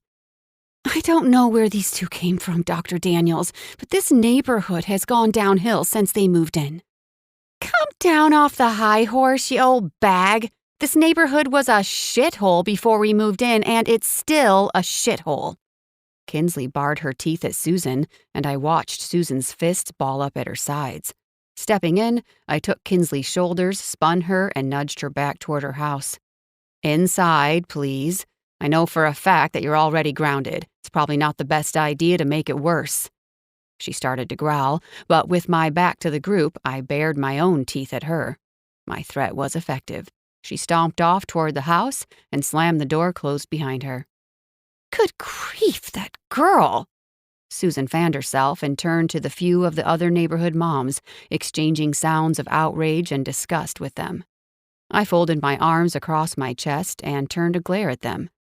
I've got a date to get on with, if you ladies will excuse me. Susan's face turned red. With Fern? As if on cue, the door behind me opened again, and without turning to look, I sensed Fern moving toward me. A magnetic pull was compelling me to get closer to her.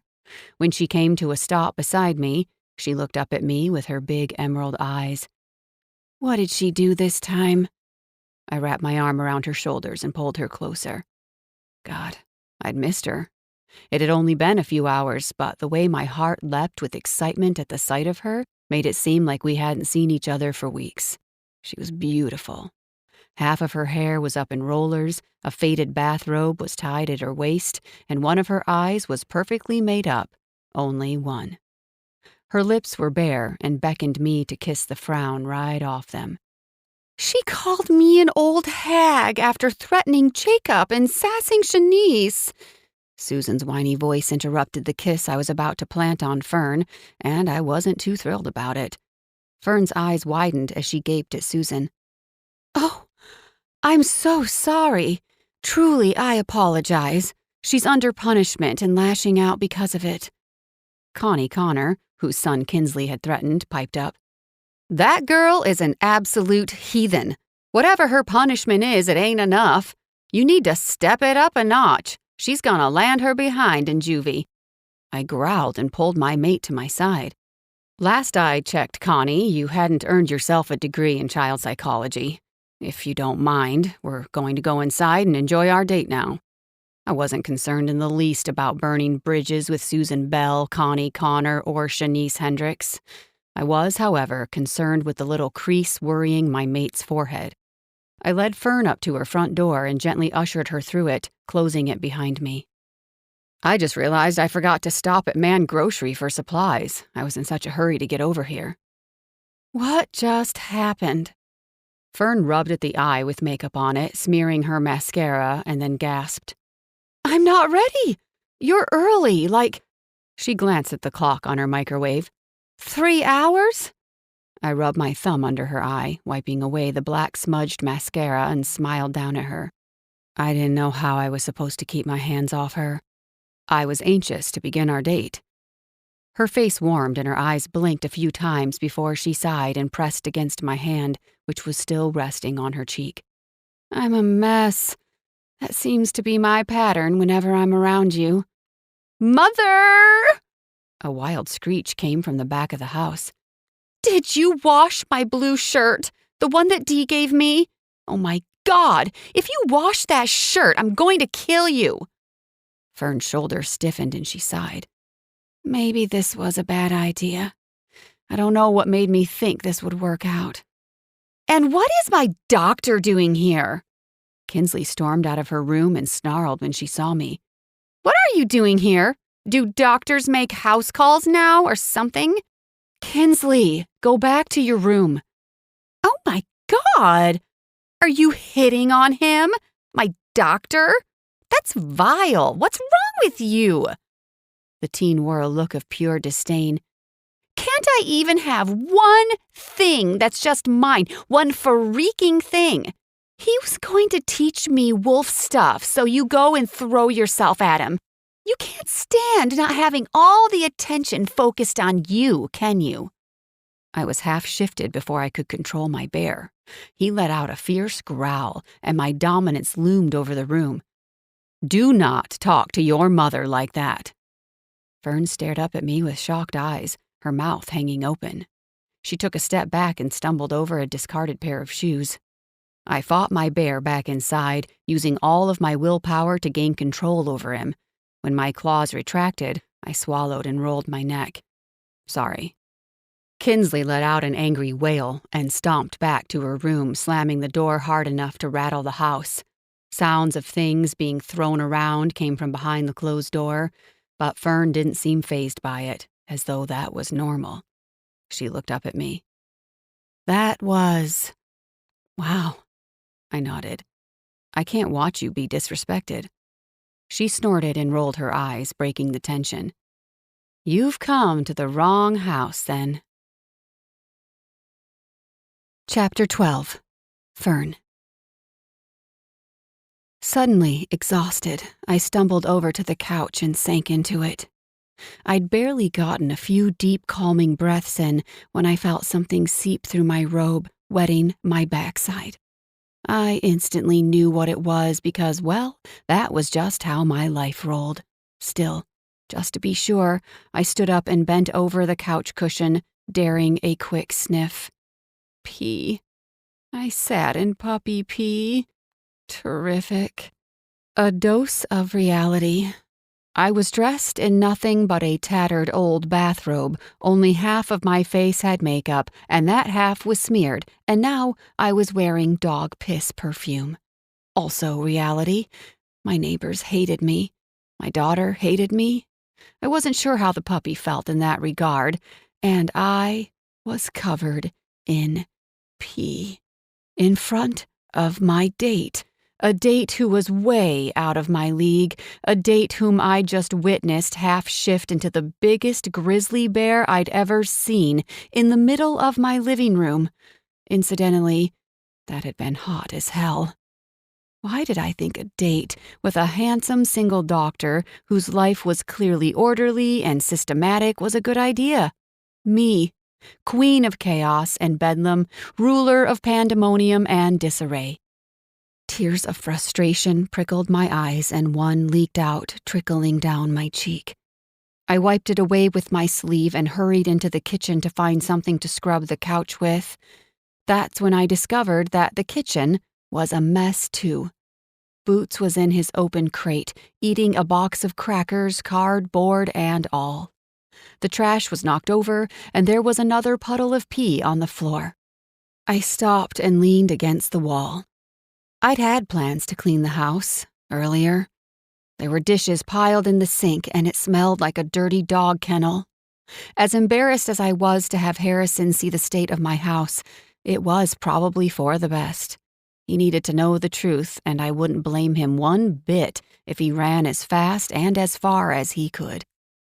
I reached up to run my hand through my hair, and there were rollers I'd forgotten about. With a heavy sigh, I buried my face in my hands. I was a hot mess. There was no hiding it for long. It was apparent in every aspect of my life. This was good, though. This was real. Once before, I'd fallen for a man way too fast, before I really even knew who he was. Ever since, I believed that it was better to be open and honest from the get-go rather than present a sugar-coated version of oneself. Hey, come here. Harrison had come up behind me and was pulling me into his arms, one big hand on the back of my rollers, gently pressing my face to his chest, the other stroking my back up and down, lower and lower. It stopped moving entirely at the top of my ass. What? I sat in dog pee. The puppy's not quite housebroken yet, and he peed on the couch, and tipped over the trash can, and he left a puddle in here too. And there's a sink full of dirty dishes, and everyone in the neighborhood hates me. At that moment, Boots seemed to decide that the stranger in the room was more interesting than the box of crackers he'd been intent on pulverizing, and he yelped excitedly. The little ball of fur came tumbling out, his tiny beagle body shaking with boundless enthusiasm. He jumped up on me, his sharp little puppy claws scratching my legs, then turned to Harrison, who fortunately was wearing jeans. I smiled tightly, but I was ashamed. My house, my kid, even my puppy. It was all a mess. I just wasn't one of those people who could hold things together. I was imagining what it all must look like through Harrison's eyes, and it was not pretty. Not pretty at all. Okay, that's enough of that. Look at me. Harrison held my chin and lifted my face to his. I want you to go take a hot shower, a leisurely one, finish getting ready, take your time. I'll take care of this. I shook my head. I can't let you do that. I'll clean this mess up. No, you have to care for yourself first. You're stressed, overwhelmed, and you smell like pee. There's nothing wrong with letting someone offer a helping hand.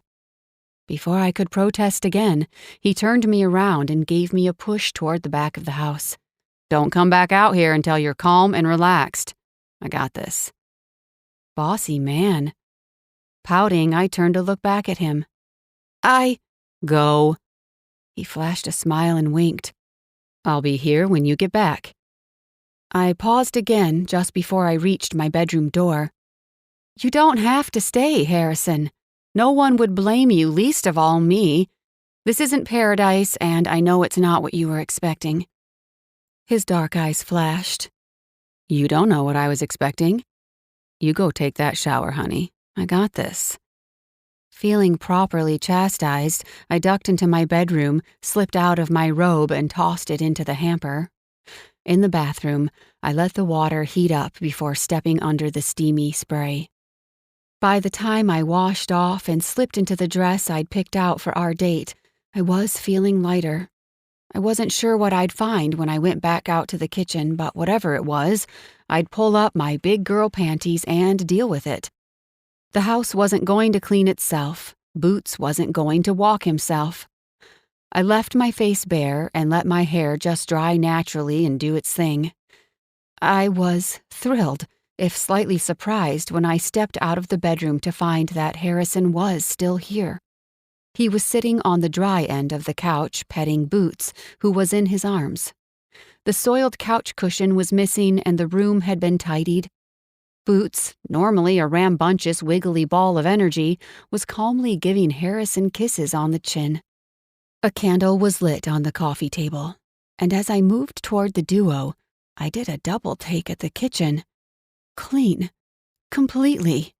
Dishes done and put away, trash picked up, floor washed, and another lit candle on the counter. My heart wedged in my throat. This was completely unexpected. No man had ever done anything like this for me before. As I swallowed back the lump that tried to choke me, Harrison rose and came toward me. Boots trotted right alongside him and stopped when Harrison stopped. I wanted to wait until you finished to let you know that I'm heading to the grocery store to grab some stuff to make for dinner. My mouth opened, and I had every intention of thanking him verbally, But the next thing I knew, I had fisted the front of his shirt and I was pulling his face down to mine to plant a passionately grateful kiss on the amazing man's mouth. Harrison moaned against my mouth, sending tingles coursing through me. His arms wrapped around me as I pushed him against the side of the fridge, threading my fingers in his hair so I could deepen our kiss. His hands slid down, locking on my ass, and he lifted me so I was pressed against him intimately. I felt a wildness in myself that I'd never experienced, a need that overwhelmed common sense. The attraction had gotten even stronger than it had been in his office. He moved us so I was sitting on the counter, with his body wedged between my legs.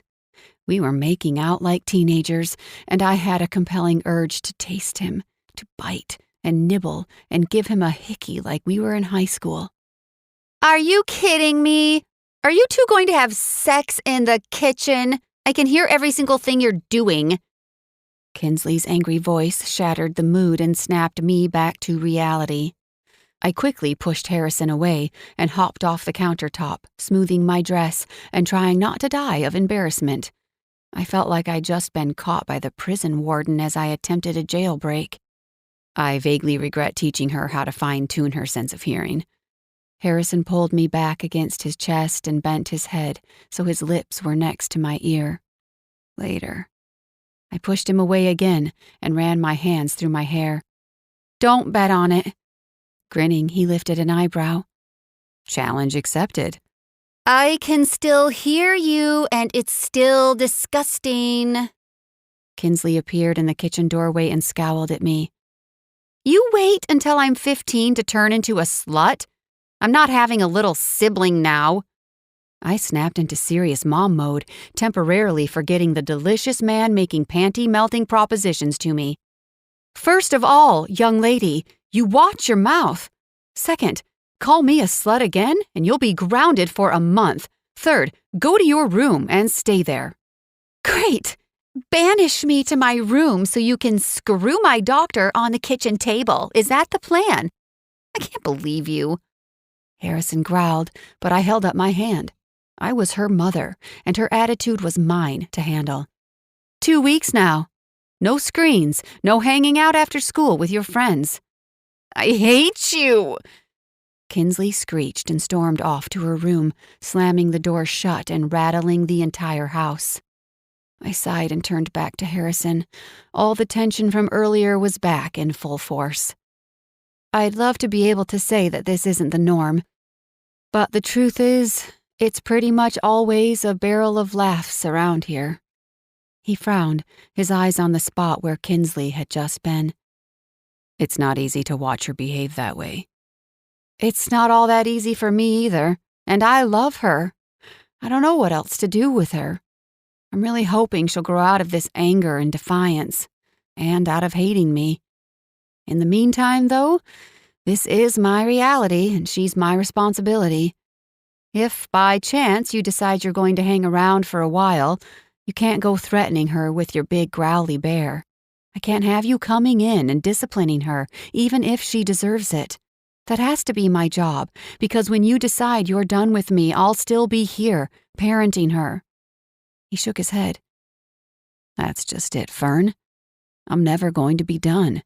Not with you or with Kinsley. Chapter 13. Harrison. I sat in my office, leaning back in my desk chair and trying to focus on the bills in front of me. Despite them being normal monthly expenses and despite having done the same thing every Saturday afternoon for years, I couldn't focus past the first one. I couldn't stop thinking about Fern. She was a conundrum, delicate, soft-spoken, but strong as steel at the same time. She'd gone through almost every emotion last night, but she'd still managed to put on a pleasant face as she ate dinner across from me, even though Kinsley had not let up all through dinner. She was frazzled, that much was evident. Kinsley had done a good job of wearing her mother's nerves thin, but it needed to stop. I understood what Fern had said about disciplining being her job, and I respected it. On the other hand, I was her mate, and I was going to be in her and Kinsley's lives whether Kinsley liked it or not. I wasn't going to step on Fern's toes, and I wasn't going to pretend to be Kinsley's father, but the girl had to learn to treat her mother with respect. It drove my bear crazy to see how Kinsley treated our mate. Yet, he was fond of the child. We both were. After all, we had a connection to her as well. We needed to come up with a clever way to help. First, I had to come up with a way to tell Fern that we were mates. I was almost hesitant to, though. She was stressed and exhausted from dealing with her daughter, and I wasn't sure she even knew what mates were. How would she handle the news that I was going to be a permanent fixture in her life? It was a big change. I wanted to think she'd embrace it as a positive change. I knew it would be for me, but Fern had been alone with her daughter for a long time. Just how long I wasn't certain, but it was evidently a conscious choice. She was beautiful, hardworking, loving, and kind. If she hadn't chosen to be single, she wouldn't be. If she so much as snapped her fingers, men would line up for a chance to take her out. I growled at the thought. All the emotions and instincts that come with finding a mate had kicked in full force for me. I was possessive and jealous. I didn't like the idea of anyone else looking at her, much less touching her. I couldn't wait for her to wear my scent and my claiming mark. The fact that I'd made it to the office instead of following the strong urge I'd had to go straight over to her house that morning was a miracle. I needed to see her again. I'd had to leave her house the night before, with just a chaste kiss on the cheek, because Kinsley had planted herself on the couch, arms crossed, mean-mugging Fern, and had refused to move. Fern wasn't keen on the two of us displaying affection in front of her teenage daughter, and I couldn't blame her for that, but I ached to have more of her. I rolled the kinks out of my neck and shoved the paperwork aside. My bear wanted to run, but I wasn't that stupid. If I let him take control, he'd beeline it straight to Fern's front door. I stood up to stretch my legs when I heard a knock at the front door. The clinic closed at noon on Saturdays, but a deep inhale told me that it was Kinsley. A rush of panic shot through me. Was something wrong with Fern? I hurried to the front and threw open the door. I looked behind Kinsley, down the street, left and right, then ran my eyes over her to check for any injuries. "What's the matter?" She rolled her eyes and squeezed past me. "Nothing. God, you're wound as tight as my mom." "Is she okay?" I guess. Although she's probably gonna throw a shit fit when she wakes up and finds me gone," she grunted. "Can you believe she grounded me for another week?" Realizing that nothing catastrophic had occurred, I relaxed a bit. "You're lucky she didn't let me hang you upside down by the ankles and shake you until your brain wiggled into place and you learned to play nice," I offered. "Whatever." She walked behind Polly's desk and plopped down into her chair. "To what do I owe this unexpected visit?"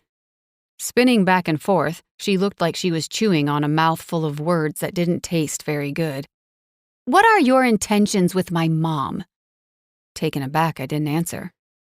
"She's annoying as hell and I can't stand her most of the time, but if you're just trying to get a piece of ass and then move on, you should know that I know people who could beat the shit out of you." I barked a laugh, unable to help it. "Wow." "It's not funny. I'm serious." She scowled at me. "If you hurt her, I will hurt you." "I see. So she's not so bad, huh? If you're not careful, someone might suspect that you might even care about her a little. I mean, if you're here, willing to fight a grizzly for her and all."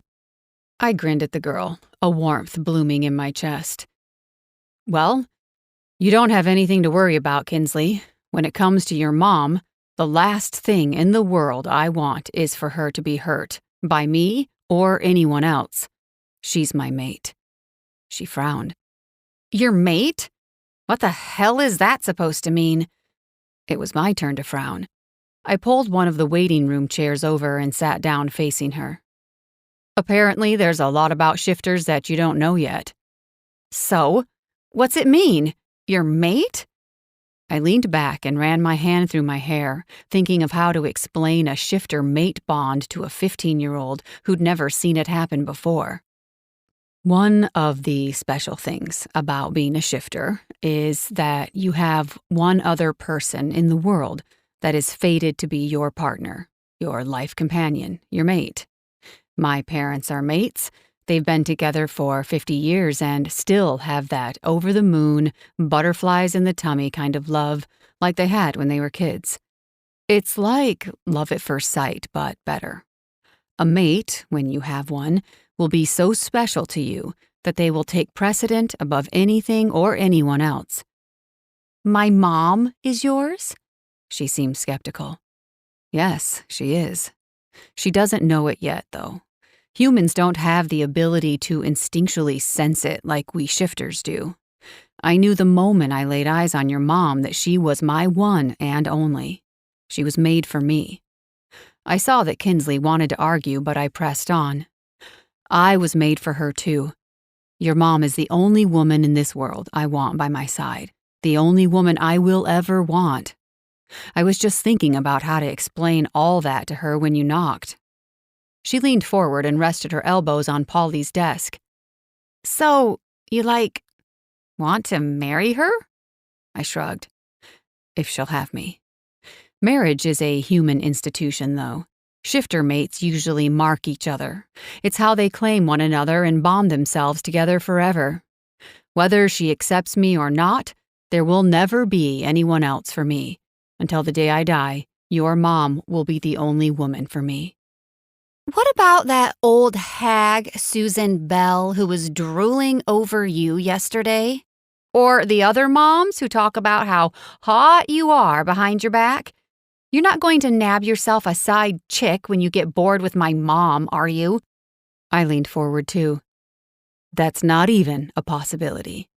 So what? You're going to try to be my dad now? I grunted. I'm not going to try to be anything but what I am, and I'm not your dad. I get the feeling that you don't want me to be either. Kinsley's eyes narrowed, and she sat back and spun around. I don't need a dad. I had one. He was an ass. He knocked Mom up and then left before I was born, even though he knew about me. Mom doesn't talk about him, but I found his name from one of Mom's old yearbooks a few years ago. I called him, and he said he always knew I'd call one day, but he had no interest in being anyone's dad, and he wasn't going to send money to pay for me just because my mom was dumb enough to get herself knocked up. I saw red for a moment. What's the fucker's name? Kinsley spun back around, grinning. I think I like you. Are you going to treat my mom good? Better than good. And I really do want that fucker's name. Maybe I'll give it to you, if you teach me more about being a shifter. Not at some lame appointment, though. I don't want my friends to see me coming out of the children's clinic. I'm 15, for God's sake. I found myself tempted to take a page from her book and roll my eyes at her. Deal. But only if your mom says it's okay. Ugh, fine. And before I agree to shifter lessons, you're going to have to agree to adjust the rude tude and be a whole lot nicer. You keep disrespecting your mom, and I will shift into my bear and eat you like a snack. Do you understand me? She just rolled her eyes and stood up. Whatever. Like you even could. I grinned. Lesson number 1, don't start a fight you can't win. Chapter 14, Fern. I woke up late on Saturday after spending most of the night tossing and turning, dreaming of Harrison, and waking up periodically completely aroused and covered in a sheen of perspiration. I was restless and achy with need, a feeling I'd never experienced before. It was baffling. I'd never reacted to a man like I was reacting to him. I had to take a cold shower and dress in a loose sundress because I was in such a heightened state of sensitivity that even the fabric on my skin was irritating. I also craved whipped cream and chocolate, Instead of finding the kitchen a mess and Boots whining to get out, I found the dishes done, the crate empty, and a note on the counter. Kinsley had taken him out front to walk him and play a little. She did her dishes, was exercising the pup, and left me a note to explain her absence? Had I entered the twilight zone? I fought the chocolate craving, slipped my feet into a pair of flip-flops, and went out to find her. She wasn't in the front. I found her in the back, playing fetch with Boots, tossing his ball back and forth, even retrieving it herself when Boots wouldn't cooperate and instead just rolled over and begged for belly rubs. When she noticed me on the back porch, she actually smiled. Oh, I was definitely in an alternate dimension. My heart leaped into my throat and my jaw dropped. For a moment, I got a glimpse of my sweet little girl, the Kinsley before she became the hormonally charged adolescent monster. Kinsley scooped up Boots and brought him to the porch. Hey! I swallowed the lump that had formed in my throat. Hi there. Thanks for taking care of Boots this morning. Well, he is my dog. Her sharp tone was back, but she immediately cleared her throat and started again, lighter. It's what I'm supposed to do. I wrapped my arms around my waist and smiled at my baby girl, praying that this was a sign her anger was finally fading. Can I make you some lunch? Do I look like I want food poisoning? Hard pass. She rolled her eyes and shoved Boots at me. I'm going to listen to music in my room. I just nodded and took the pup, angling sideways so she could step around me. Well, it wasn't a complete 180, but Kinsley did seem like she was trying to be more pleasant. It was obviously hard for her, but the effort was there. Oh, yeah, would it be cool if Doc Daniels came over and gave me shifter lessons? She tossed the question out as though it was an offhand thought, but I could sense her tension riding on it. I let Boots lick my cheek and stared out at the yard. Instead of at his clinic? Yeah, not a big deal at all, right? There was a sudden knot in my stomach. Let me think about it, okay? Fine, whatever. The door slammed, an audible end to Kinsley's pleasant behavior. I blew out a long breath and looked up at the clear, blue Florida sky. I had no reason to feel panicked, did I? I'd been fine with allowing Kinsley to go to Harrison's office and learn about being a shifter. Having lessons at our house, though, that somehow seemed so much more personal. I'd been careful not to get close to any man over the past 15 years. We were a family, Kinsley and I wanted her to grow up with that kind of stability. I didn't want her world upended by having her get attached to someone who was just going to leave in the end. She didn't deserve that kind of heartbreak. It terrified me to think of her getting too close to Harrison. His walking away might devastate her. As her mom, it was my duty to protect her from that. Fern, I'm never going to be done. The memory of Harrison's words rolled over me like an ocean wave. He'd sounded so sure when he'd said it. I huffed a laugh. We'd only had one shitty date, and he had the nerve to declare he wasn't going anywhere, as though he could predict what the future held. No matter how good it felt to hear that he wanted to stick around, I wasn't about to pin my hopes and dreams on it. I hugged Boots, petting him with my cheek. I wasn't ready to give Harrison up yet either. I really wanted to give whatever this attraction was between Harrison and me a chance to play itself out. What I wouldn't do, however, was fool myself into believing that he would never leave. I'd done that once before. I wasn't stupid enough to make that mistake twice. Listening to Kinsley slamming and banging things around inside the house, I released another sigh.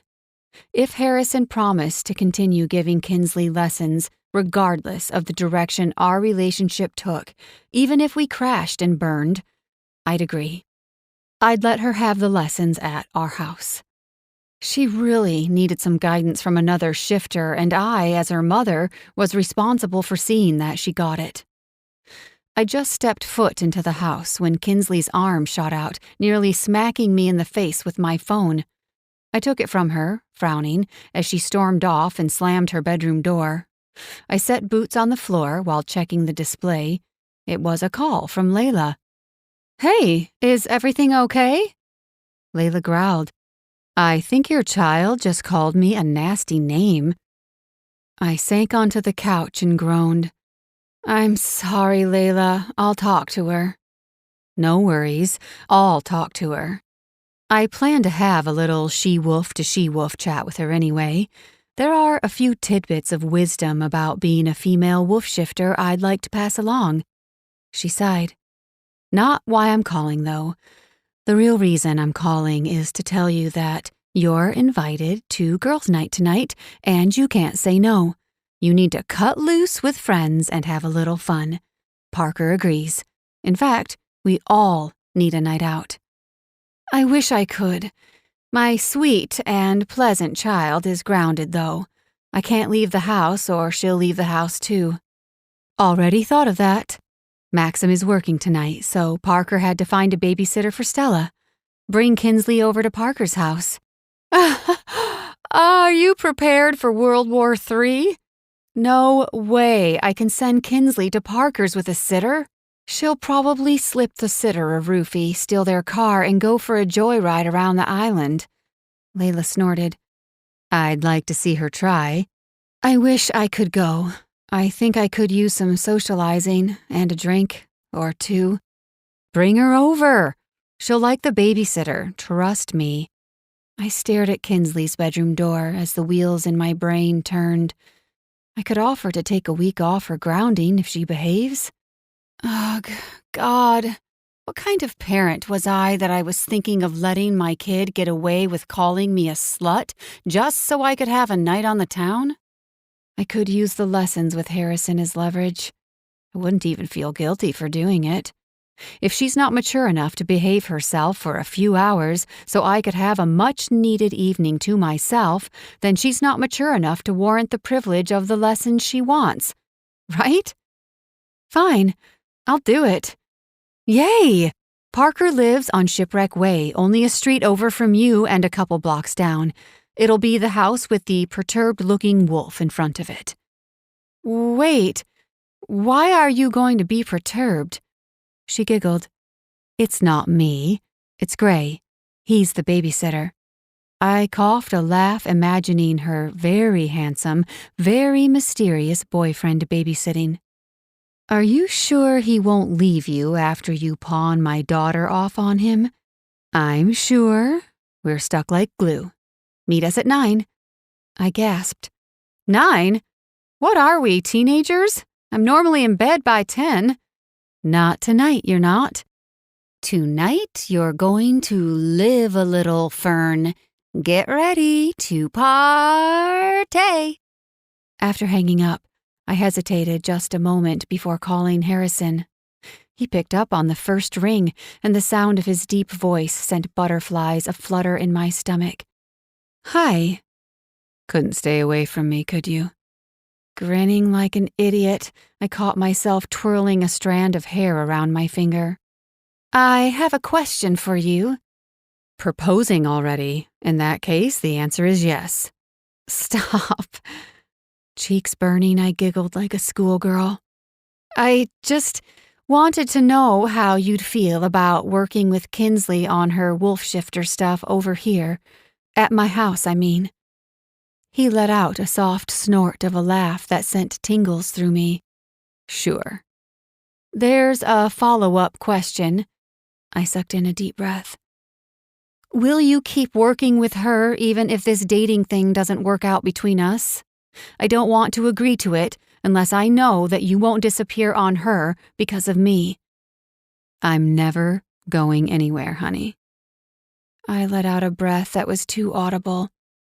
Okay, good, great. Gotta go. I hung up the phone and slumped back on the couch, grinning as I replayed his final words in my head.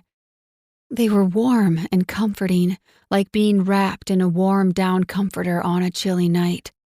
I'm never going anywhere, honey. Chapter 15. Fern.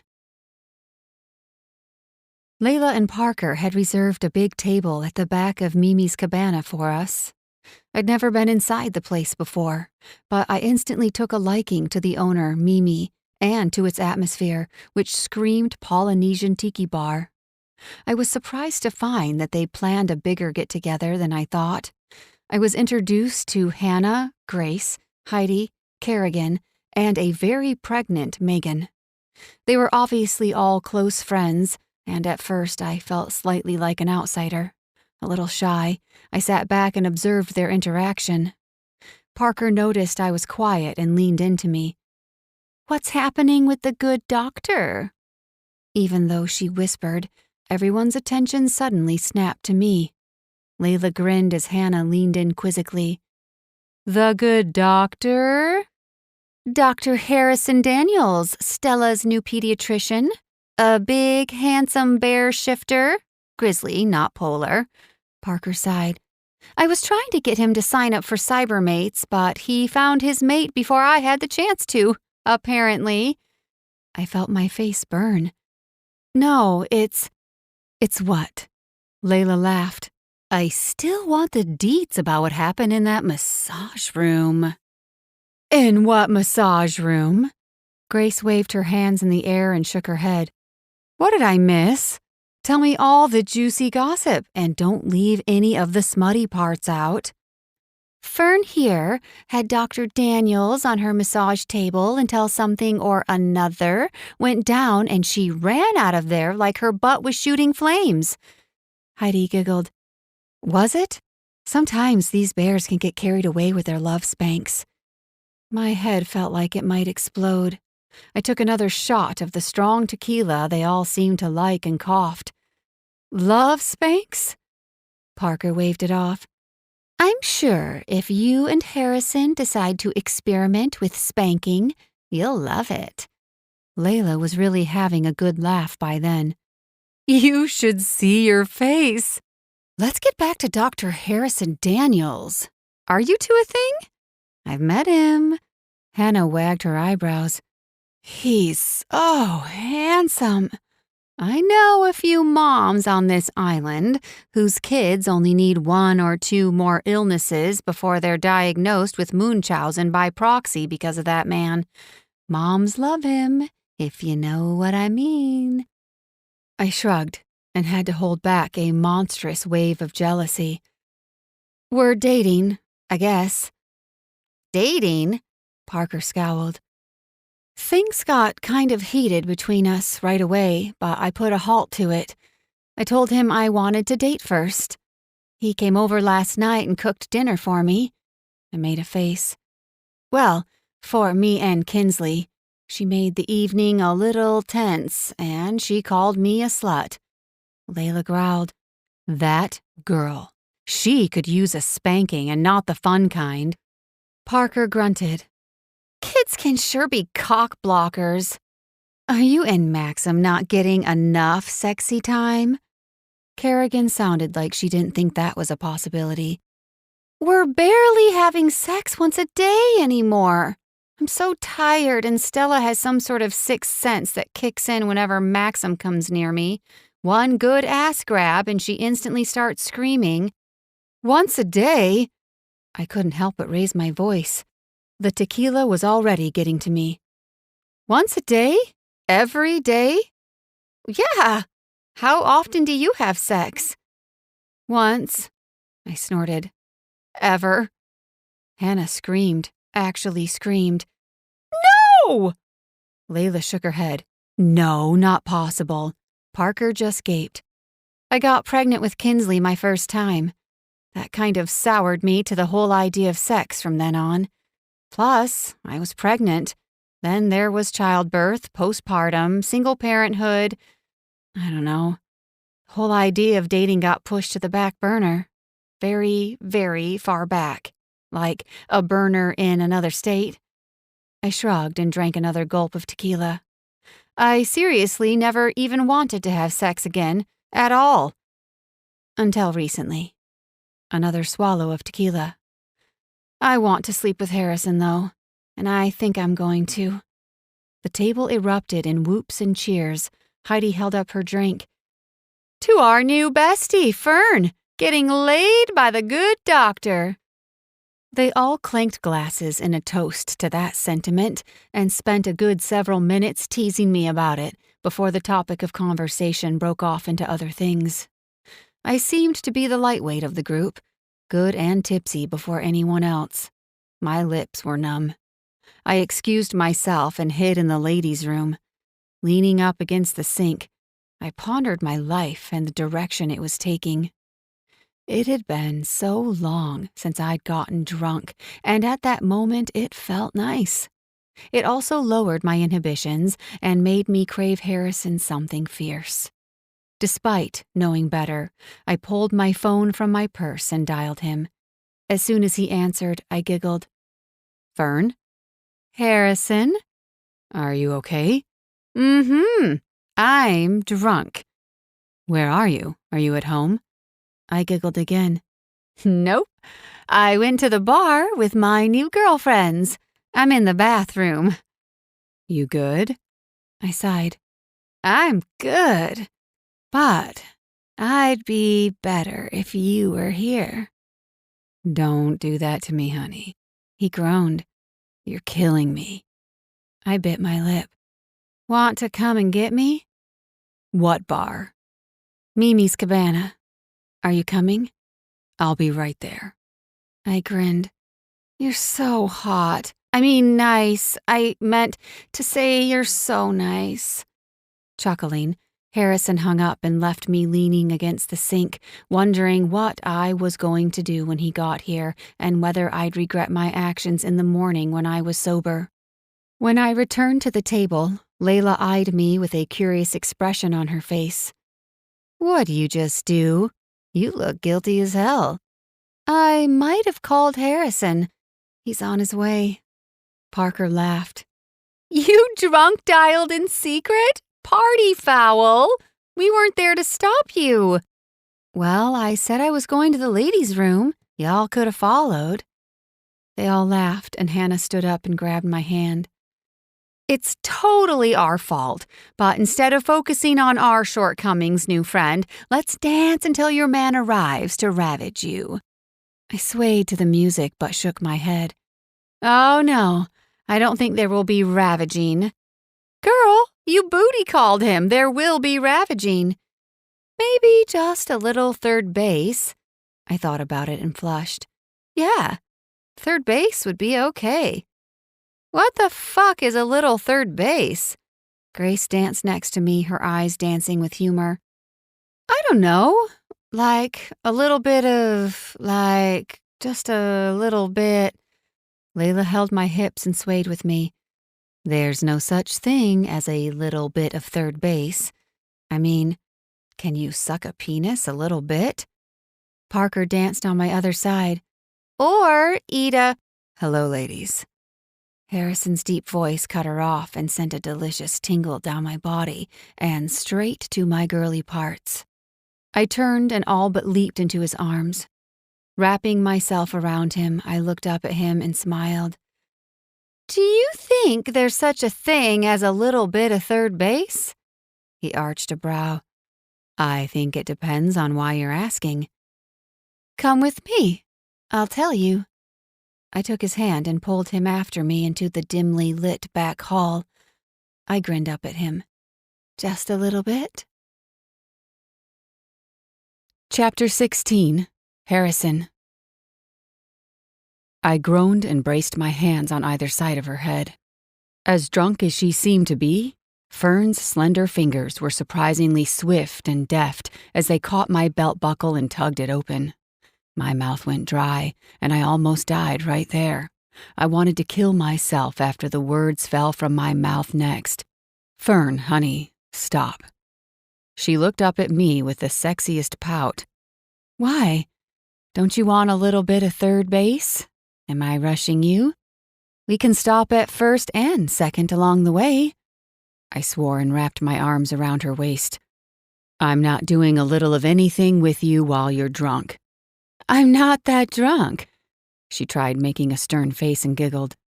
Okay, I'm drunk, but that doesn't mean I don't want to do this.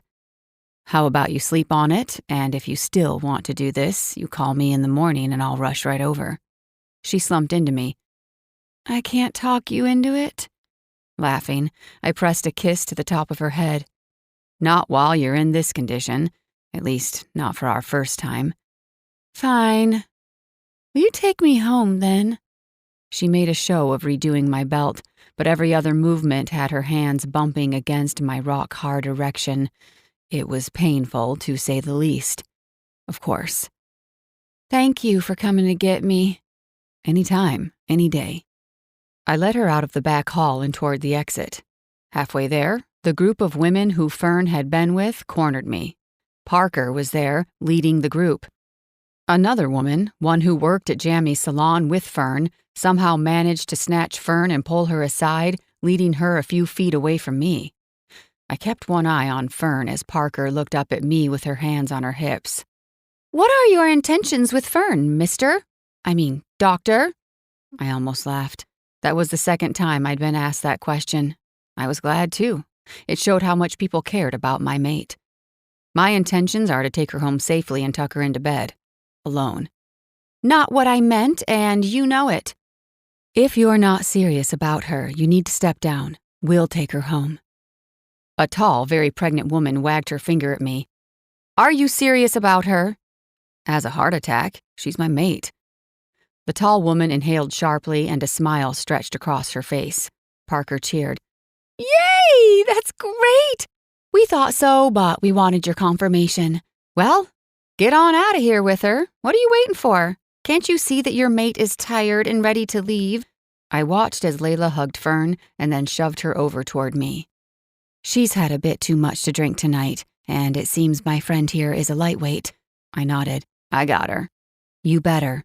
We have an entire small army of polar bears and wolves at our disposal. I pulled a card from Kinsley's deck and rolled my eyes. And you can tell them to stand down. No one will protect Fern as fiercely or as loyally as I will, that I promise you. She nodded. That's what we wanted to hear. Fern's eyes darted between us and she raised her eyebrows. I'm right here. I can hear all of you. I may be drunk, but I'm not a child. I can take care of myself. As she swung her arms emphatically, she stumbled over her own feet, but I caught her just before she went down. Grinning, I scooped her up and carried her out of the bar into the cool night air, which was much more pleasant than the stuffy bar. Fern let out a happy sigh. We're totally going to sleep together. I grinned so wide that my cheeks hurt. Yes, we are. It's going to be epic, isn't it? She stroked my jaw and her head fell against my shoulder. You have a great ass. Do you know that? I opened my truck, placing her on the passenger seat. When I reached for the buckle, she pushed my hand away and scooted to the center of the bench seat. I buckled her in there instead and walked around to the driver's side, grinning like a lovesick fool. As I got in, Fern instantly molded herself to my side. I meant what I said about your ass. It's great. Laughing, I wrapped my arm around her shoulders and held her as I drove toward her house. Thank you. So is yours.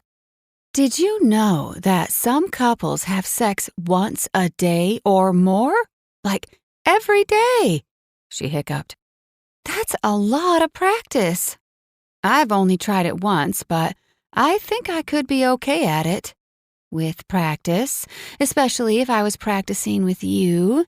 You are a giant turn-on. The truck swerved a little as I jerked. Tightening my grip on the wheel, I cleared my throat and shifted to ease the pressure in my pants. You're going to be amazing. Shouldn't we just, practice? She rested her delicate hand on my thigh. Just a little? Not until you sober up. Oh, come on. She grunted. Please? Melting under her soft plea, I just held her more tightly and turned on Magnolia. As I figured she would, she fell asleep before I even pulled up in front of her house and shifted into park. When I asked her where Kinsley was, she stirred a little and mumbled something unintelligible. I carried her into the unlocked house, something we'd be discussing later, and to her bedroom. I didn't allow myself to look around her personal space any more than was necessary. I wanted to see and know and learn everything about her, but only when she was ready. I slipped her sandals off, tucked a pillow behind her to keep her lying on her side, and pulled the blankets up to her chin before placing a wastebasket beside her in case she felt sick. I stood and watched her for a minute, grinning at how adorable she was, before leaving to find Kinsley. She was easy enough to find by scent, just a street over and a couple of blocks down in a nice house right on the water. There was a mingling of scents around the home. Besides Kinsley's, Parker's was strong, as was her infant's, Stella. There was also a scent of bear, polar bear, which I assumed was Parker's mate, since he was a member of a group of polar bears who had recently relocated to Sunkiss Key. When I knocked, the door was opened by a wolf shifter who wore the scent of Fern's work friend. The guy had a dark scowl on his face and glitter sprinkled everywhere else. "I'm picking up Kinsley." "Thank God. Normally, I would ask your name and check your ID, but nope. Take her. If you're kidnapping her, heaven help you." "I can hear you." Kinsley marched out of the house in a gust of indignation and glitter. "Hey, Doc, can you believe this goof worked for the CIA?" I stifled a laugh. "Come on, Trouble, time to get you home." "Where's my mom?" "In bed already." I nodded a thanks to the poor guy who looked like he'd just descended to the bowels of hell and back, and Kinsley and I walked back to her house. "So you tortured an ex-CIA agent? Why doesn't that surprise me?" "They thought I needed a babysitter. Do you know how insulting that is?" She scoffed. "He'll be cleaning glitter out of his hair for months." I winced. "That's rough." "He treated me like I was a child." "Ah, so it was a justified glitter assault." "Without a doubt." I followed her up the stairs and into her house. "Does Boots need to go out?" "Yeah, I'll take care of it." "I'll stay until you're finished. Then you're going to lock this door." "Do the two of you usually leave it unlocked?" I grunted and palmed my forehead. I'm turning into my father. "Gross." I grunted again and waited as she took the puppy out back to do his business while I did my best to ignore my bear's demands to crawl into bed next to my mate and hold her while she slept. As much as I wanted to, I would wait. Chapter 17. Fern. I was never drinking tequila again. After throwing up all morning, my stomach finally settled enough for me to pop a couple of ibuprofen. I suffered a hangover all day on Sunday, which resulted in me making a solemn vow never to set foot in Mimi's again. Unless it was for a very good reason and there was no tequila. By the time I got to work on Monday morning, I felt better for the most part. My morning was fully booked, but after lunch I only had a few clients scheduled. I had time to sit with Layla and chat about Saturday night. They'd stayed out much later than I had and had a wild time that only ended when their men came and got them. Layla also informed me that Gray no longer wanted children, thanks to Kinsley. She'd not only managed to cover the man in glitter, but also proceeded to mock him mercilessly about how a pro-spook had allowed a child to sneak up and glitter bomb him. Gray had not been at all amused. Layla and I, however, got a good laugh. When her attacks weren't focused on me, I could almost appreciate my child's moxie. When the conversation turned to me, I was evasive. Some of the night was a blur. I vaguely remembered propositioning Harrison and that he'd turned me down. In fact, I'd spent a good deal of Sunday stressing over that. What happened after, though, was a blank. I'd surmised that he'd taken me home and tucked me into bed before getting Kinsley. It made me break into a sweat just thinking about being in my bedroom with Harrison. The fact that I'd been too drunk to even remember it was a shame. After Layla finished with her last client, she dragged me into her chair. While she worked on my hair, she pelted me with questions about Harrison. "What did he say?" How did he tell you, like the exact words? I mean, he told the entire bar, so I'm assuming he told you. What are your plans? What are you talking about? Don't play coy with me, sister. He confirmed to everyone at Mimi's that you're his mate. I frowned. His mate? She rolled her eyes and brushed out a curl. Yes, his mate.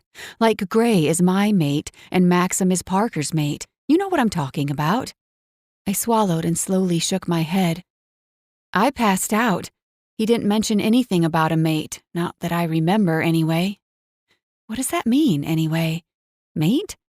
I know you call your boyfriends that, but I just thought it was a shifter term for boyfriend. Does it have another meaning? Layla's face turned red, and she spun me around in the salon chair to face her. You don't know? I shook my head. I don't know. Know what? What don't I know? You don't know. She covered her face with her hands, nearly poking her eye out with the sharp end of a rat tail comb, and groaned. Oh, crap. I'm such a big mouth. I thought you were just messing around. I am so sorry, Fern. Oh, God, just tape my mouth shut. I took the comb from her and placed it on the counter behind me before someone got hurt. I don't know what's happening right now. You want to stop and explain? How do you not know about mates? You're raising a shifter. When I gave her a look, she gasped. I am so sorry. There I go again with my mouth. I didn't mean it like that. I am going to go play in traffic right now. How about you just spit it out instead? Right. Okay. Mates are like soulmates.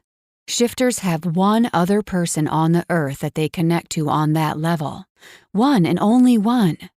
Sometimes we never find them, but if we do, when we do, it's like all the fireworks and all the love sonnets rolled together in one big orgasmic package. It's a love that never grows old and never dies. That's what you and Harrison are, mates. That feeling you get around him, it's because you're mates. I laughed. It was ridiculous. Sure, I had feelings for the man, but soulmates, that wasn't a real thing. I'm dead serious. You two are mates. He told us last night at the bar. The man is already head over heels for you. That was clear to everyone last night. Think about it. He kept stopping by the salon last week trying to see you. He also went and fetched Kinsley for you from Parker's. By the way, Gray said the two of them looked chummy, which made Gray suspect Harrison might be her accomplice, but that's a story for another day. I hesitated. Why didn't I know about this mate thing? Good question. Kinsley's dad never mentioned anything about it. He didn't mention much of anything. He was 18 and gone by the time I was a few months pregnant. He'd been a senior and a popular high school jock. I'd been an awkward freshman nobody. We met at a party one night and one thing led to another. We only slept together the one time, and he only told me what he was because he knew it'd be quite the surprise when Kinsley was born if I'd never heard of shifters. What an asshole. How? Why me? If it's true, why am I his mate? Layla made a face. Why not? You're great. He's lucky to have a mate like you. So, you're telling me that we're fated to be together? Yep. Mates are forever, no matter what. You were destined for each other. My chest fluttered. So, sleeping with him wouldn't make me some cheap floozy. No, even if you weren't mates, it wouldn't. Hello, this is the 21st century. Our sisters fought hard during the sexual revolution. Let's not let their sacrifice be in vain. You do know the sexual revolution wasn't an actual physical war, right? She merely shrugged and continued styling my hair. Maybe I should go and talk to him about all of this. Yeah, I need to talk to him. Laughing, Layla held me down in her chair. Not until I'm finished with your hair. You're only half done right now. The longer I sat in Layla's chair, the more antsy I became. I couldn't stop replaying her words in my head.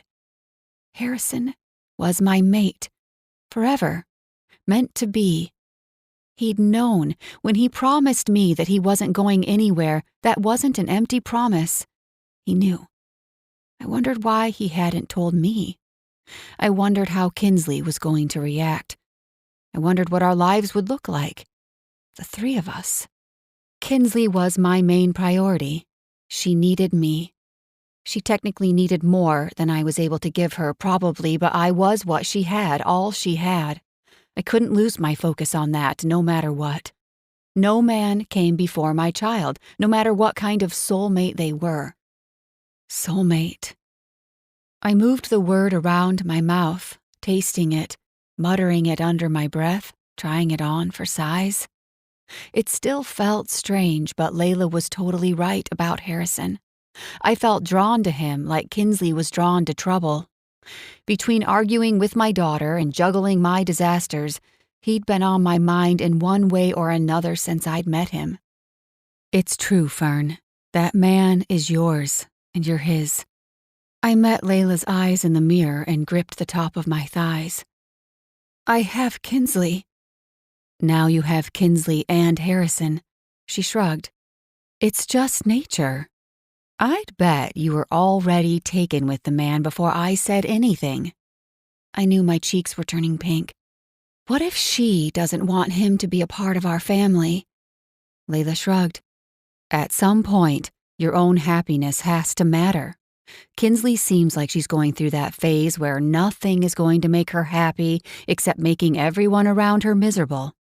Even so, it sounds like she might be rather fond of Harrison. Gray seemed to think so. Groaning, I let my head fall back. Why does everything suddenly feel more complicated than when the two of us were just dating? I guess because you made it sound so serious. It is serious. I'd be surprised if you two aren't married 6 months from now. Oh, Jesus! Give me a heart attack, why don't you? October, who had apparently been eavesdropping, leaned over from her station next to Layla, her long black hair crimped into some wild style atop her head. I'm going to literally scream if the women around here don't stop bitching when it comes to taking these hot men off the market. First, Layla, and now you. Sounds to me like you need to stop pussyfooting around, woman, and go claim your man. Chapter 18. Harrison. As I left the clinic for the day, I was surprised to find Fern sitting in her minivan in the parking lot. Her window was down and she peered out at me with a shy smile. Hey. I raised my brows. I was about to head over to your place. What are you doing here? Want to get in? There was something different about her, something I couldn't place. She seemed slightly out of breath and a little nervous. I thought we could take a drive. I rounded the car to the passenger side, feeling a little awkward to be letting Fern drive. I didn't want to appear sexist, but there was something about driving my lady around that was akin to caring and providing for her, a natural instinct to a shifter. We could take my truck if you want. It'll be a short drive, I promise. I wasn't going to argue. I was desperate to be near her. If she wanted to pilot me to the moon in her spaceship, I would have hopped into the co-pilot seat as long as it meant getting to spend time with her. I got in, and she drove out of the lot, heading in the direction of East Public Beach. We only drove for 2 or 3 minutes when she parked in a secluded public parking lot behind Cap'n Jim's. We were both quiet. In my case, it was because I was watching her, curious to know what she was up to. Close your eyes. She leaned over and stole a quick kiss before getting out of the car. Keep them closed. I listened as she opened the back door of the minivan and fiddled around with something. A few minutes passed and then she was back in the front seat doing something next to me. What are you up to? Open your eyes. I did as she said and found that she darkened the van by hanging stuff in all the windows but mine. A few towels, a sheet, even what looked like a curtain over the back window. There were also battery-operated tea-light candles glowing in the back window. I looked back at her, and she had one more towel and some magnetic clamps in her hand that she held out to me. Block your window and meet me in the back. I was a motivated man is all I can say. I blocked the window and then hurried out into the rear of the van through the back door. She'd taken out the removable seats and thrown down a comforter that I recognized as the one from her bed. Once we were both inside, I closed the door, looked over at her, and sucked in a deep breath. She was sitting on her feet, and the dress she had on was riding up around her thighs. Her chest heaved as she began what seemed to be a prepared speech. There is never going to be a perfect time. Kinsley is always going to be home, probably grounded, and I don't even know where you live. I want you, though. I want this. I want us. So, I'm creating a perfect time. Right here, right now. If you want. If I want? A grin spread across my face. I had to be the luckiest guy on the planet. She was not only adorable, but she'd obviously given this some thought and preparation. What an honor. If I want. Hell yeah, I want. More animal than man, I lunged for her, grabbing her and pulling her onto my lap. Kissing her, hard, I held her too tightly, too desperately.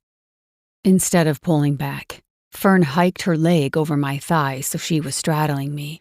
Her hands were hot on my shoulders as she held onto me. I stroked the seam of her lips and then into her mouth as she parted them for me. Drinking in the honey taste of her, I deepened the kiss and growled at how good it all was.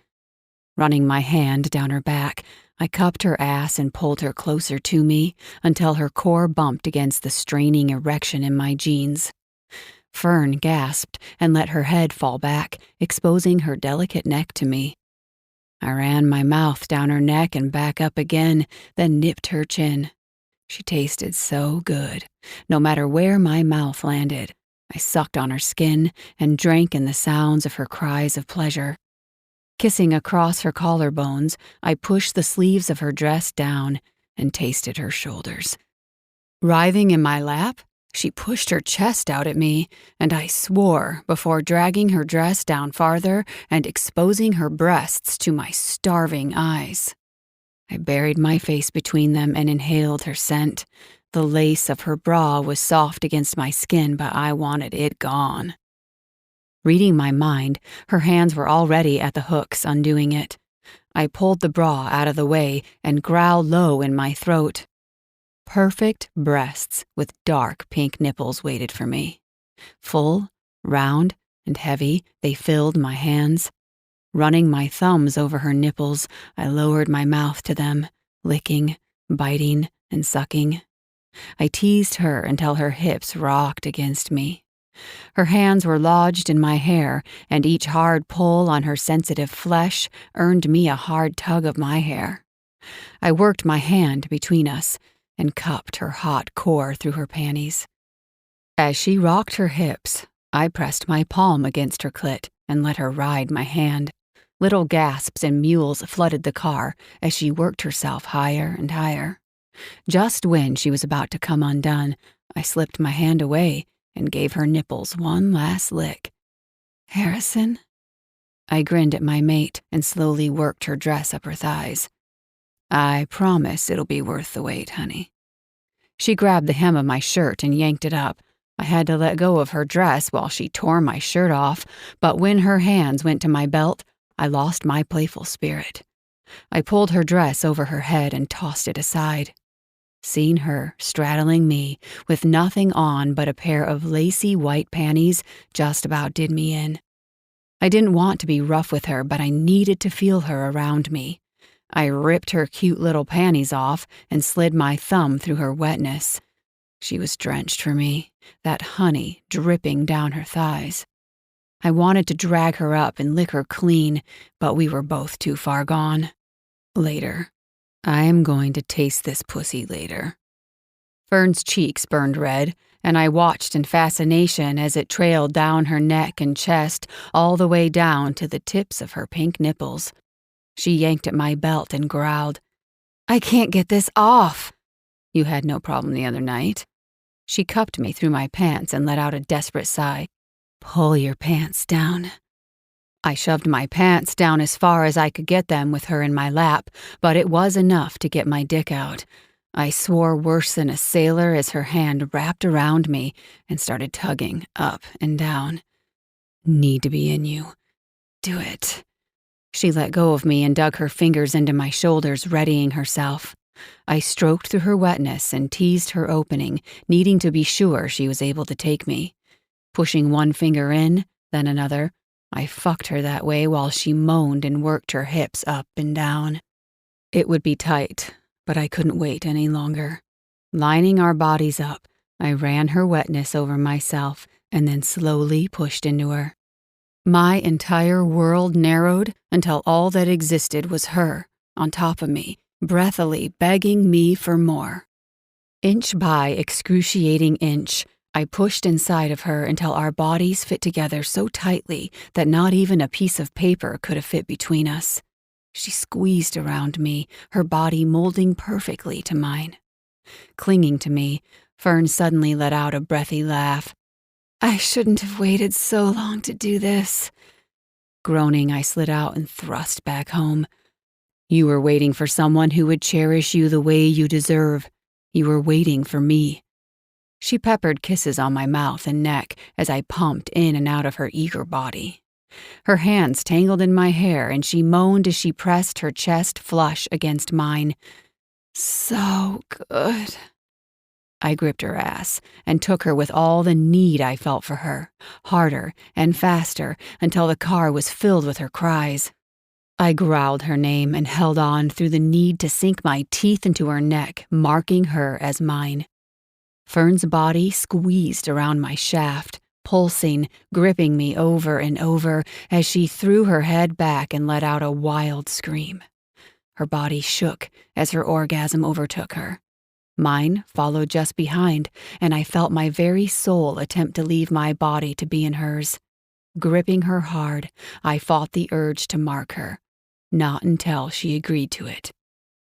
As the strongest orgasm I'd ever felt crashed through me, I knew that life as I had known it was forever changed. There was never going to be a day when I didn't think of how it felt to have my mate come apart in my arms. There would never be a day when I didn't desperately want to hear her cry out my name. I gripped her hair and lifted her head so I could kiss her.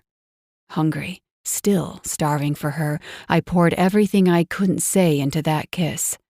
Everything she probably wasn't ready to hear from me, everything that was too soon to say, everything I'd felt for her since the moment I saw her.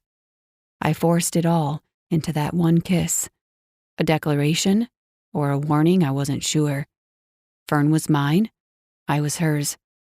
She kissed me back just as fiercely and only pulled back to look into my eyes with a declaration of her own. Mate. Chapter 19. Fern. The air conditioner was running, but it wasn't enough to combat the heat we created. A droplet of sweat rolled down between my shoulder blades, but I was too spent to move. I never wanted to move again. Harrison held me, wrapped tightly in his big arms.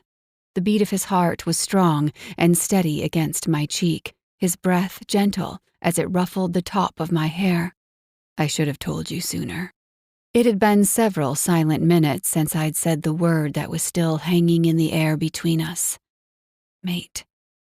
That's what we were. After being with him physically, I knew it with crystal clarity. He was still hard inside me, our bodies still connected. I was his, and he was mine. I can't blame you. I'm not sure I would have believed you. It's crazy. But you do believe it. He rubbed my back. You better believe it after what we just did. I don't know if there was a better way to show you. I kissed the side of his neck and sighed. I believe it. I wouldn't mind you showing me again a few thousand more times, though. Laughing, he ran his hand up to the back of my neck and held me even more tightly. At least a few thousand more times, in the next year alone. There are all kinds of things I have in mind for you. It still feels completely off the wall. I never knew anything about mates. To say my mind is blown is an understatement.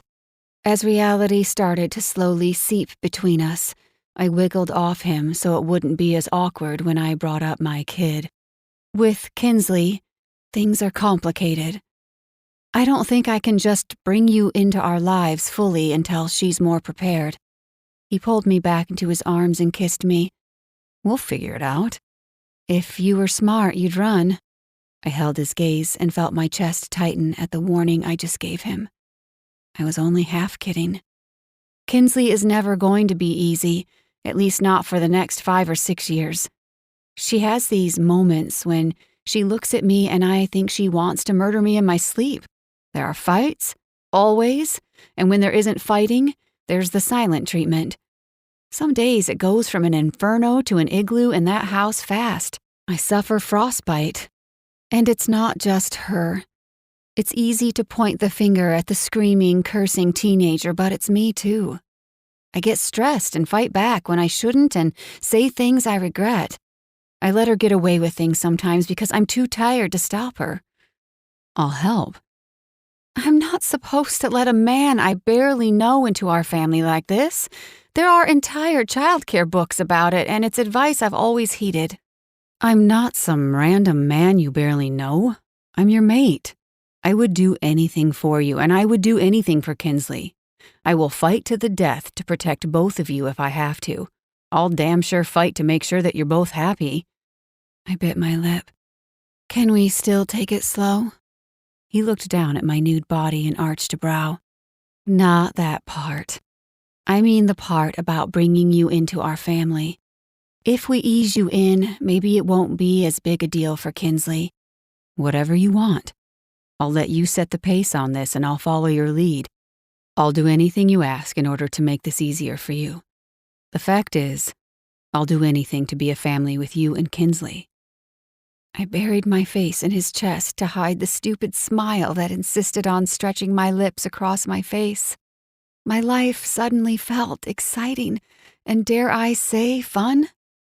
Wrapped in Harrison's arms in the back of a hot minivan, I felt like things were going to be okay. More than okay. Exhilarating. Where is Kinsley now? Home. She had homework to do. I told her I was running to Layla's and I'd be back in a few minutes, hoping she wouldn't be bold enough to sneak out. I sighed. I need to get back. So, you snuck out to see me? I grinned up at him. Like a teenager. He adjusted me on his lap until our bodies were lined up again and pulled me down on his shaft. He kissed my moan away and used his grip on my hips to rock my body against his, reaching my most sensitive spots. Just one more time. I kissed him back, stroking his tongue with my own. One more, and then I have to go.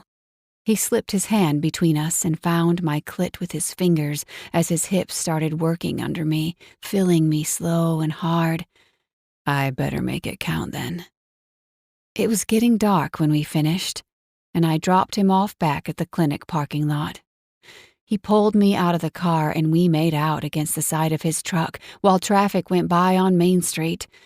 I was on cloud 9 as I drove home, unable to wipe the smile off my face. Every moment with Harrison made that mate bond thing between us stronger. It was like a tangible connection I could feel tugging at me as I drove away. I was already plotting our next covert meetup when I pulled into my driveway and hurried inside the house.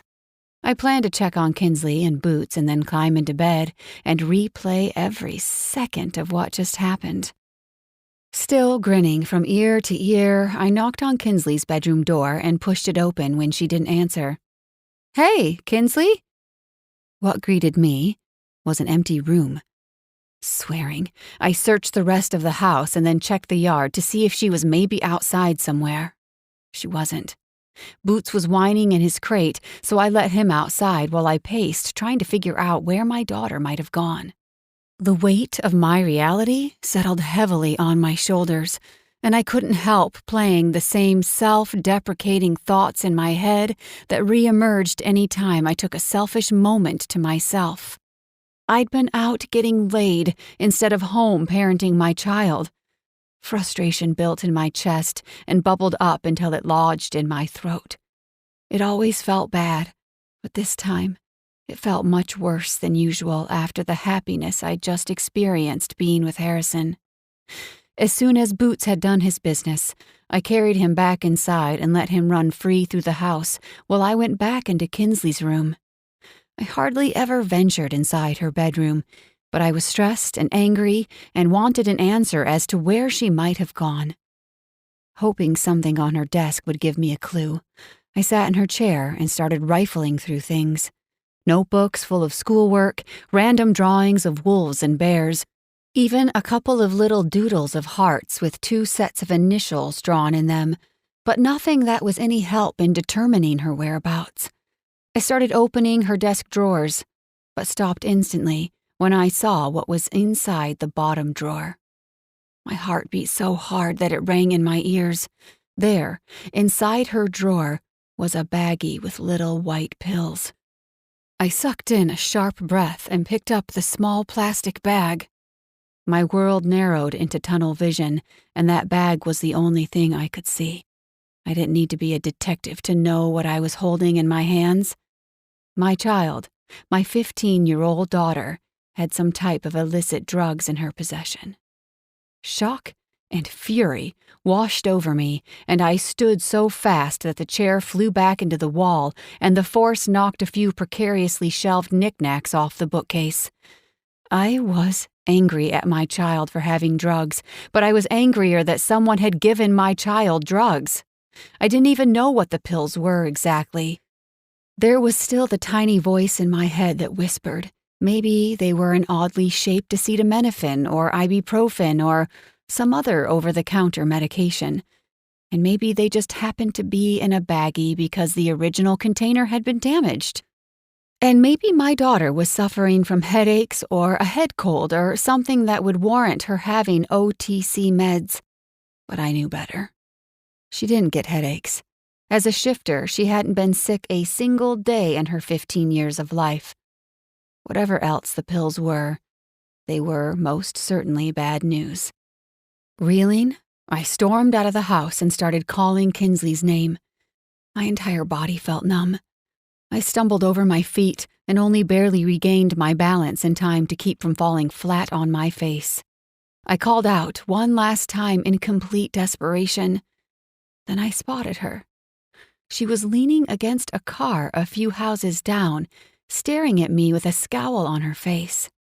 It seemed as though her temper was seething too. Mine was worse. Much, much worse. I glowered at the older boys she was standing with and grabbed her arm. "Get home right now!" She yanked her arm out of my grasp and stepped back. "What is your problem?" It was then that I realized I was still holding the bag of pills. I thrust it angrily in her face. This is my problem. Get home, now." Chapter 20. Fern. Kinsley marched home in front of me. I could tell the gears in her head were grinding, and she was preparing for a monstrous blow-up by the way her hands kept fisting and unfisting at her sides. If she thought she was going to win the fight we were about to have, she had another thing coming. She stomped up the stairs and tried to slam the door in my face, but caught my shoulder instead. Instead of apologizing for hitting me, she merely stomped off into her room. "Get back here!" I followed her, rubbing my aching shoulder. "What the fuck did you do to my room?" She screeched and backed out of her room, glaring at me. "You destroyed it!" "What are you doing with drugs, Kinsley?" "What were you doing in my room?" "You left this house when I told you not to. Then I find drugs in your room? What the hell were you thinking?" I paced back and forth in front of the short hallway leading to her bedroom. "Drugs, Kinsley! I know you've got a vicious mouth on you, and I know you're moody and dealing with a lot of difficult physical changes right now. I know you're adapting to a new town and a new school and new friends, but god damn it, Kinsley, I thought you were smarter than this." "I'm not even going to bother trying to explain myself because you won't even listen to me.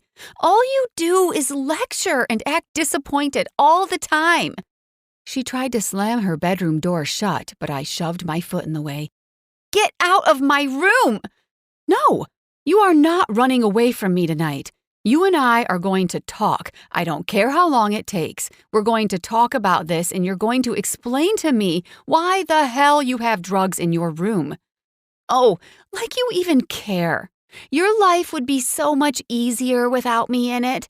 Then you could just run off with your new boyfriend and have a family, and everything would be so much easier for you, wouldn't it? I gripped her door as she tried to push me out. My life would be easier if you didn't fight with me about every single thing. It would be easier if my own daughter didn't hate me. I saw you tonight. I saw you drop him off at the clinic. I saw you two sucking face. How do you think I feel about that? You don't even care. You don't care about anything but yourself. Bullshit. That's bullshit, and you know it, Kinsley. Oh, that's right, my bad. You care about him. Kinsley gave up trying to shut the door and stormed across her room, trashing the stuff on top of her desk. You've got a new boyfriend, and that's all that matters, right?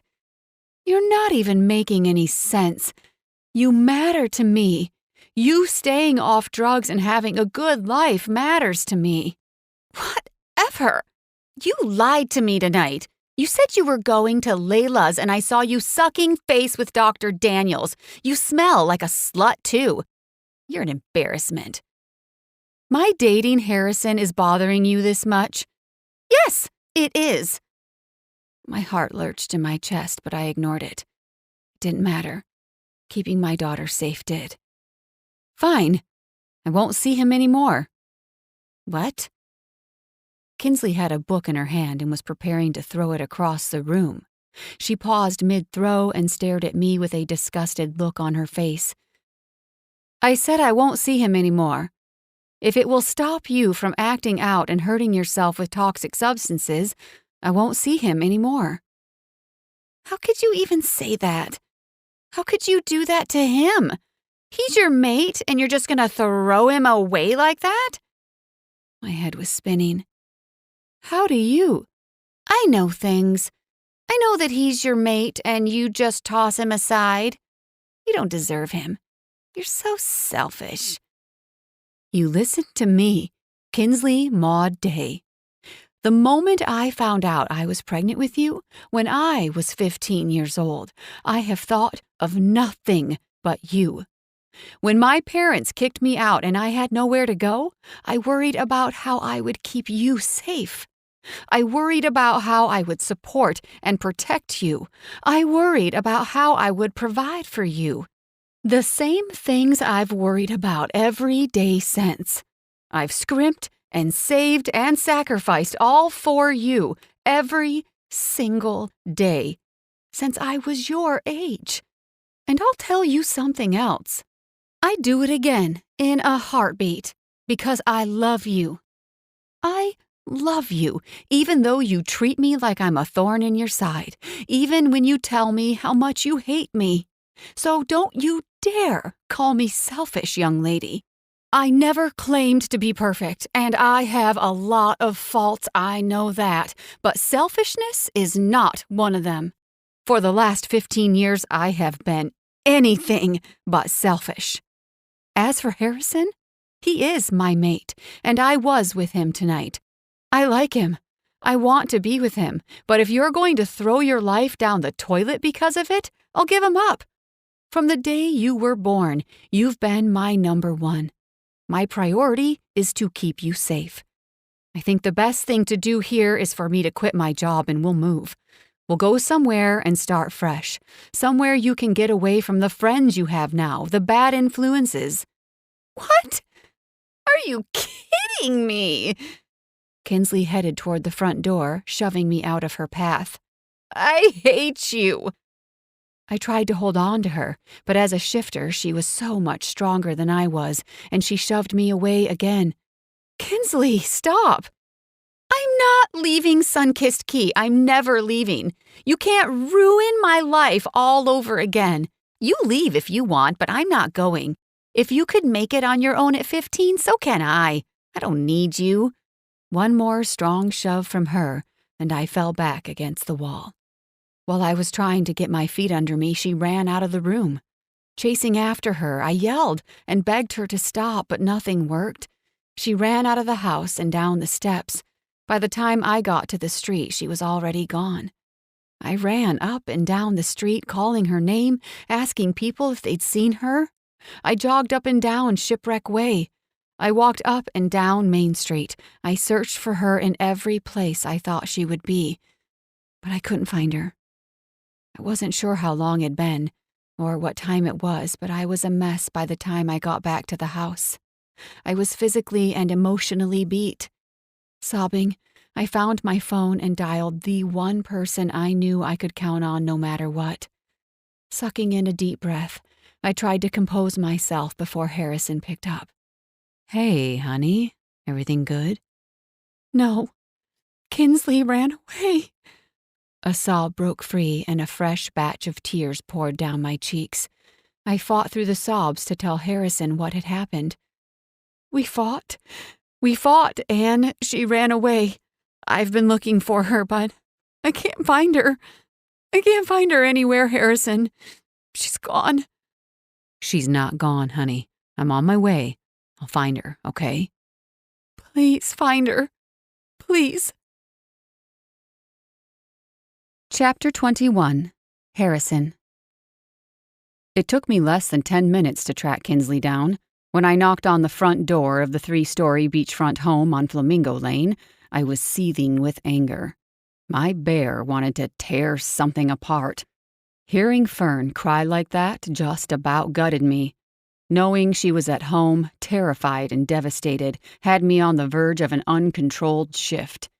A teenage boy answered the door, a smirk on his face. "What's up, Dr. Daniels? Come to check my temperature?" I grabbed him by the back of his shirt collar, lifting him off the ground as I barged into the house. Holding the struggling teen in the air, I walked from room to room and growled loudly. "Kinsley, you better get out here right now before I make a light snack of your boyfriend." Let me down, or I'm going to tell my father about this." I shook the little shithead once and glared into his frightened eyes. "How old are you? 18, 19? Kinsley is 15. She ran away from home. If her mother knew you were holding her here, she could press charges against you. Keep running your mouth and I'll make sure she does." Kinsley popped up from behind the couch in the formal living room and, red-faced, marched over to me. "She didn't have to send you." "Did you hear her calling you?" I was so angry that I had to force myself to loosen my grip on the asshole in my hand before I strangled him. "Did you?" "Well, yeah, but—" "Outside. Get outside right now. We have some talking to do about what a selfish, rotten thing you just did to your mother, hiding from her while she was calling you, scared out of her wits that something might happen to you.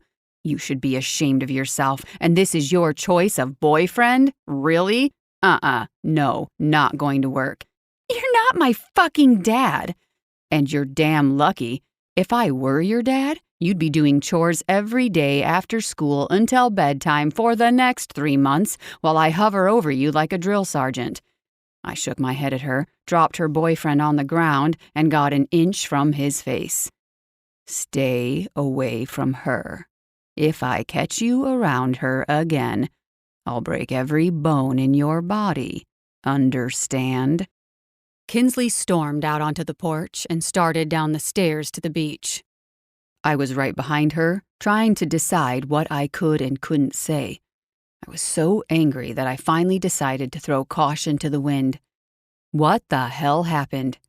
"Oh, she didn't tell you. She called you so fast that I figured she would have already given you the play-by-play and sucked your face off by now." I grabbed her by the arms. Glaring down at her, I let my bear flash into my face. "You don't talk about your mother like that.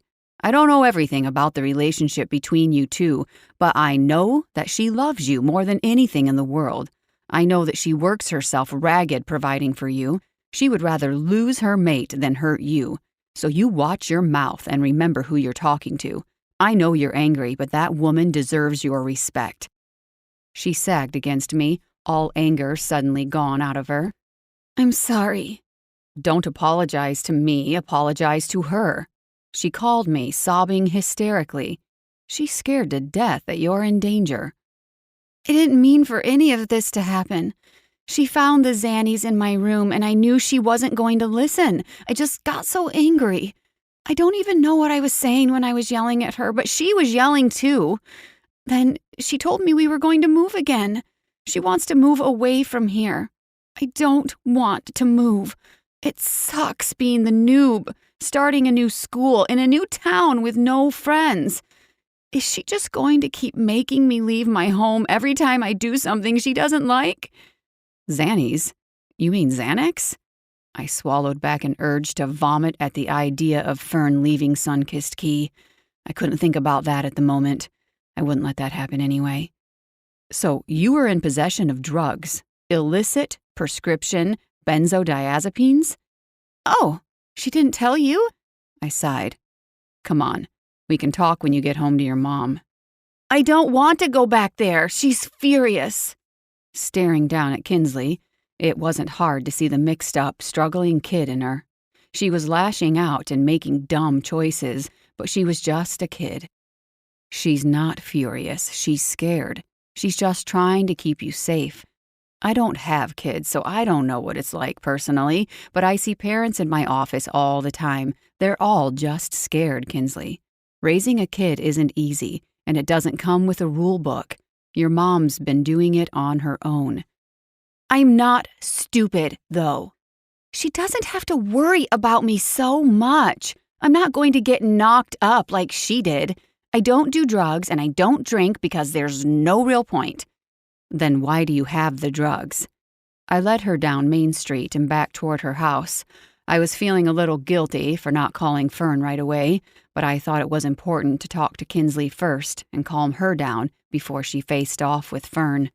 "They weren't mine. I took them from someone, so they wouldn't do them." "That boyfriend of yours?" She looked away. "He's not that bad." "He's never coming near you again. He's dead meat if he does. He's too old, too stupid, and too much of an asshat." I shook my head. "That relationship is over. Sorry, kid." "Is this what it's going to be like? You and my mom sneaking off to be together and then you bossing me around and trying to control my life?" I grunted. "You knew we snuck off together, huh?" "Like I said, I'm not stupid." "It made you mad?" She grunted back at me. "It's stupid that she tried to hide it from me." "That's why you're upset? Not because she's with me?" Scowling, Kinsley rolled her eyes and looked away. "I don't care if she's with you. You're mates, I get it." On Magnolia Street, Kinsley let out a groan when she saw her house and Fern sitting on the porch, wringing her hands and looking distraught. I held the back of her neck and squeezed lightly, giving her support. "You're her world. Remember that." Fern was up and running toward us the second she saw us. She grabbed her daughter and pulled her against her chest, holding her tightly. "I'm going to murder you later, but right now I'm just so glad to see you. I love you, Kinsley. I love you so much. Don't you ever run off like that again." Kinsley groaned and made a weak attempt at pushing her mother away. When I caught a glimpse of her face over Fern's shoulder, though, I saw tears in the girl's eyes. "Thank you, Harrison." Fern finally let her daughter go and stepped back. "I'm sorry we bothered you." I gestured toward the house. "I think Kinsley has something she wants to tell you." Kinsley snarled at me as though that would intimidate me. I snarled right back, and Kinsley turned and slunk inside. I followed closely behind her, not giving Fern a chance to dismiss me. I knew she wanted to take it slow, but I wasn't leaving. They both needed me. Inside, Kinsley threw herself on the couch dramatically and crossed her arms, preparing for whatever was coming. I sat next to her, and Boots ran over and sat at my feet, waiting for me to scratch behind his ears. Chapter 22. Fern. When I entered the house, Kinsley, Harrison, and Boots were already sitting on the couch together. I stopped short. It was the picture-perfect family, and seeing it like that was a blow to the gut, especially since I couldn't have it. Not after the fight with Kinsley. I didn't know how to tell Harrison to leave, though, especially when I wanted him there so badly. "I'm sorry." Kinsley blurted out the apology and groaned. "I shouldn't have said all that stuff, and I shouldn't have run away.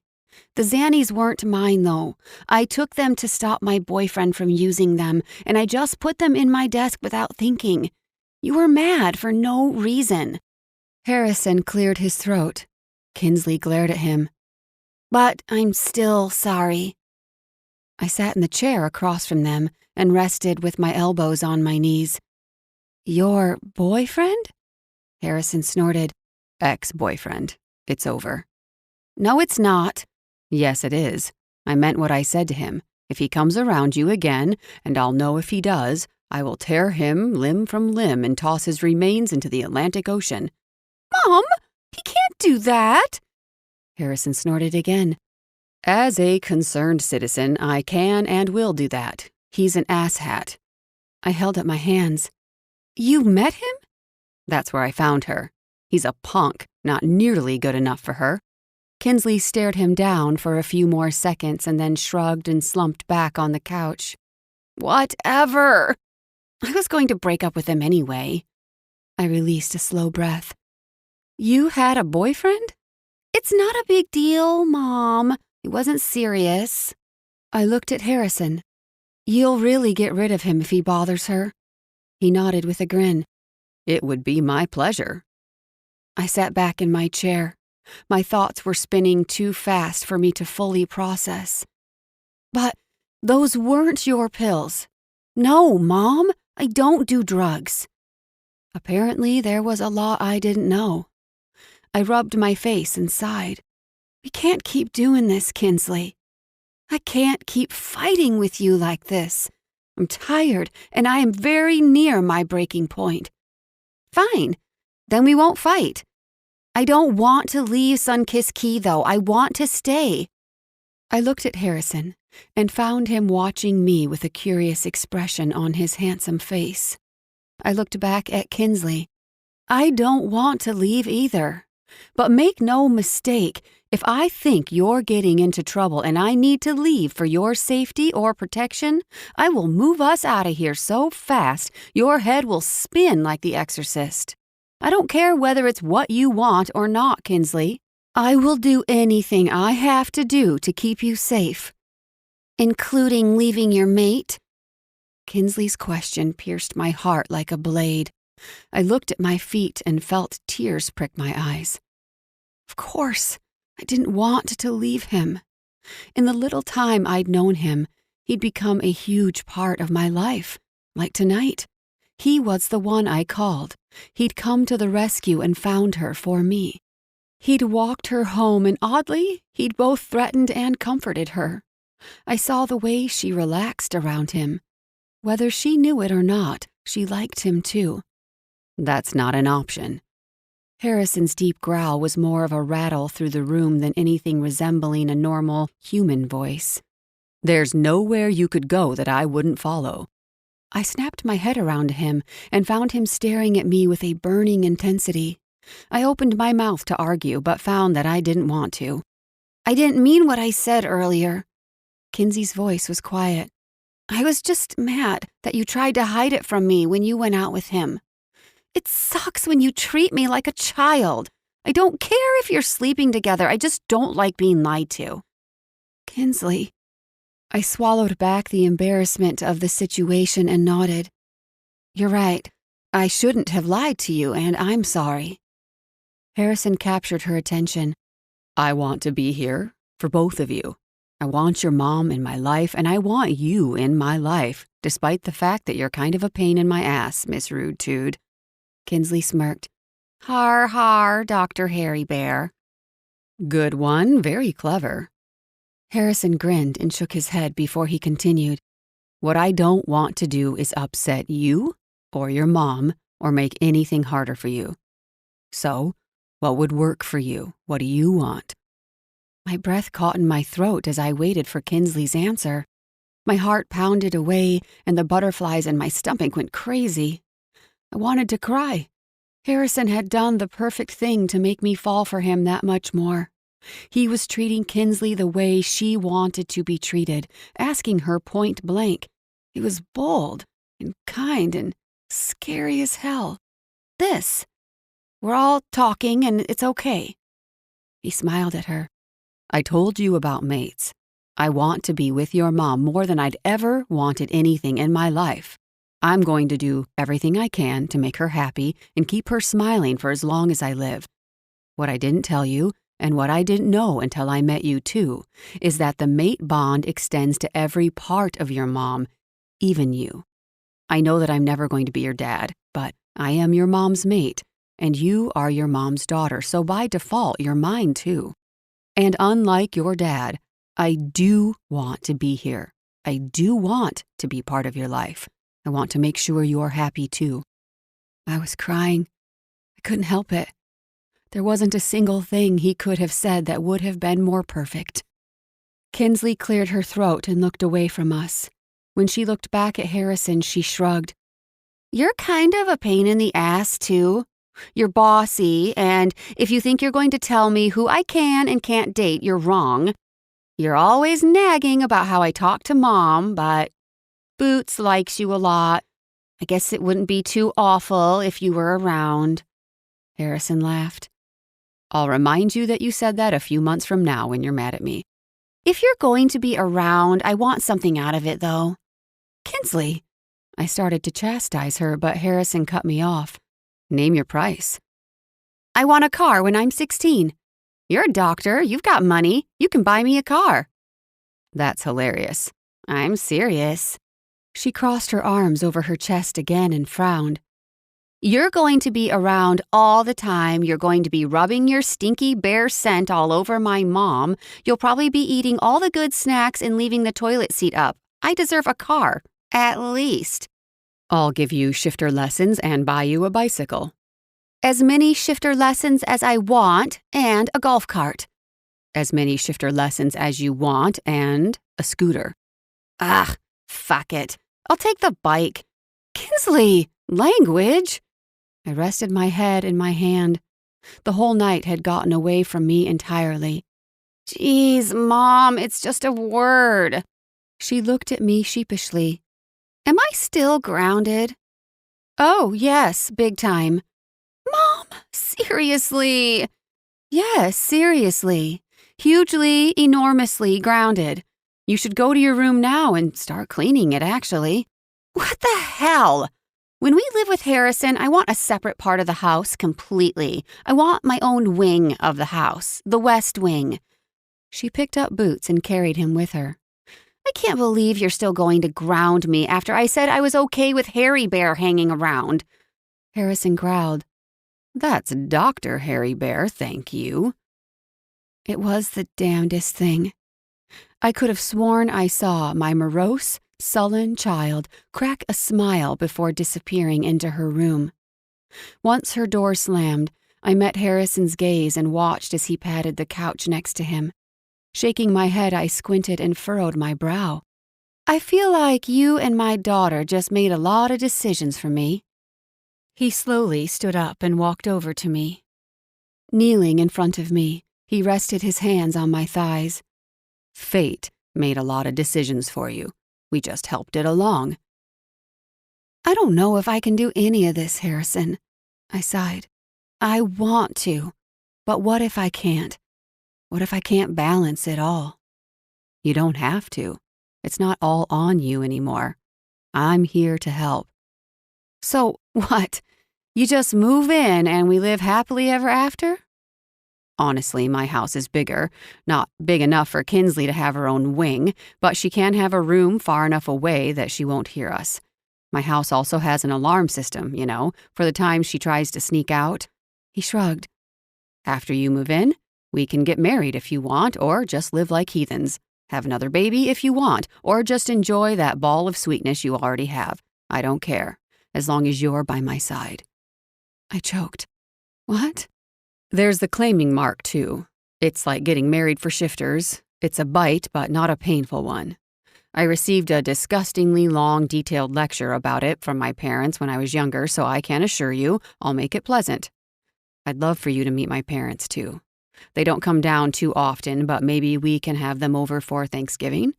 My mom is going to adore having Kinsley to spoil. Slapping his shoulder, I stood up and gasped when he pulled me back down. I'm teasing you. It's all going to happen, but there's no rush. We're in this for the long haul, honey. You and me. No matter what you were thinking earlier, you're not getting rid of me. Ever. I don't know whether to laugh or cry. He cupped my cheek and smiled. Do whatever you need to do. I'll be right here beside you through it all. Launching myself into his arms, we both fell backward, hitting the coffee table and sending it skidding across the floor into the wall. The noise was ridiculous, but Kinsley didn't come out of her room. Spread out on top of him, I laughed. You have no idea yet what you're committing to. His kiss was soft and tender. Whatever it is, I'm all in. Chapter 23. Kinsley. I pulled myself up out of the water with my arms and headed for the nearest lounge chair, dripping pool water across the smooth cement. My towel was draped over the chair. I wrapped it around me and adjusted my sunglasses in the hot sun as I looked around for boots. The little fur ball was curled up under a palm tree, taking an afternoon snooze. It had been 2 months since Mom and Harrison had officially mated, and we'd moved into Harrison's ginormous house. When I told him I wanted my own wing, I'd been kidding, but that's almost what I got. I ended up with a huge bedroom that had a bathroom and sliding doors to a balcony that faced the ocean. Seriously sweet. The house was right on the beach with 2 wraparound porches, a swimming pool, and a family room with a massive TV and a pool table. With this awesome house, including my decked-out bedroom and private bathroom, being grounded around here was not bad. Not bad at all. I didn't mind my friends seeing me at the children's clinic anymore, since the town pediatrician was now my stepfather. In fact, I hung out there a lot. Polly was actually kinda cool, and she was also a shifter. Harrison and Polly both agreed that next month, when I turned 16, I could have a job there. Harrison suggested I work a few days a week in the summer and on Saturday mornings during the school year, but I had to promise not to threaten any of the kids. No problem there, especially since he'd mentioned nothing at all about snarling at the flirty moms who I screwed him. Those bitches better watch out. After drying off, I strolled into the house to get a snack from the kitchen. My mom and Harrison were in there. Mom was leaning against the island, giggling. Harrison had his arm around her and was kissing her neck. Again. I cleared my throat. Excuse me, I was just looking for a knife. Harrison motioned with his head. In the drawer. My mom's eyes narrowed. What do you need a knife for, Kinsley? So I can gouge my eyes out. If you 2 horny toads keep at it, there's going to be sleepless nights, crying babies, and stinky diapers around here in another 9 months. My mom blushed, but Harrison grinned from ear to ear and kissed her lightly on the forehead. Let me guess, you're feeding the bottomless pit again, rude Tude? Hey, you're the one who told me I wouldn't get fat, hairy bear. I pried open an airtight container with homemade chocolate chip cookies from Grandma Dot and grabbed myself a handful. That was another thing. I also had grandparents now, for the first time ever. Harrison's parents, Walter and Dorothea Daniels, lived near Tampa, but had come to visit a couple times already. Dorothea made me call them Grandma Dot and Grandpa Wally. Harrison said his mom was over the moon because she finally had a grandchild. I kind of liked having a Grandma Dot, too, even though in addition to the cookies, she kept sending me weird crocheted sweaters.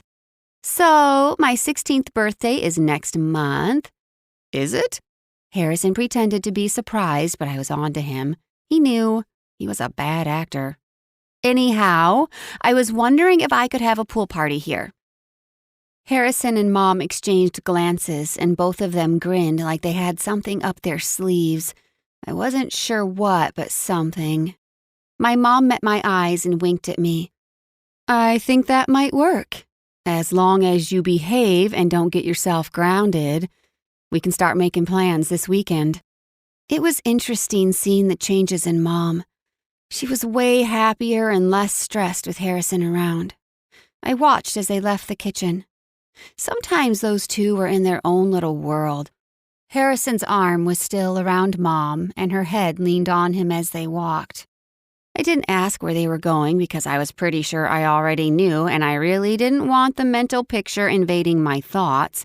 There wasn't enough Clorox bleach on sun-kissed Key to clean that vision out of my brain. I would deny it to my mom or Harrison, but I secretly wouldn't mind being a big sister. It would be cool having a little rugrat running around here, especially if my little brother or sister was a shifter too. And as for my 16th birthday, I'm still working on getting that car. The end. This has been Charmed Mate, Book 2 in the Cybermates series, written by Candace Ayers, narrated by Maeve York. Copyright 2020. Stay tuned for Book 3, Chaste Mate.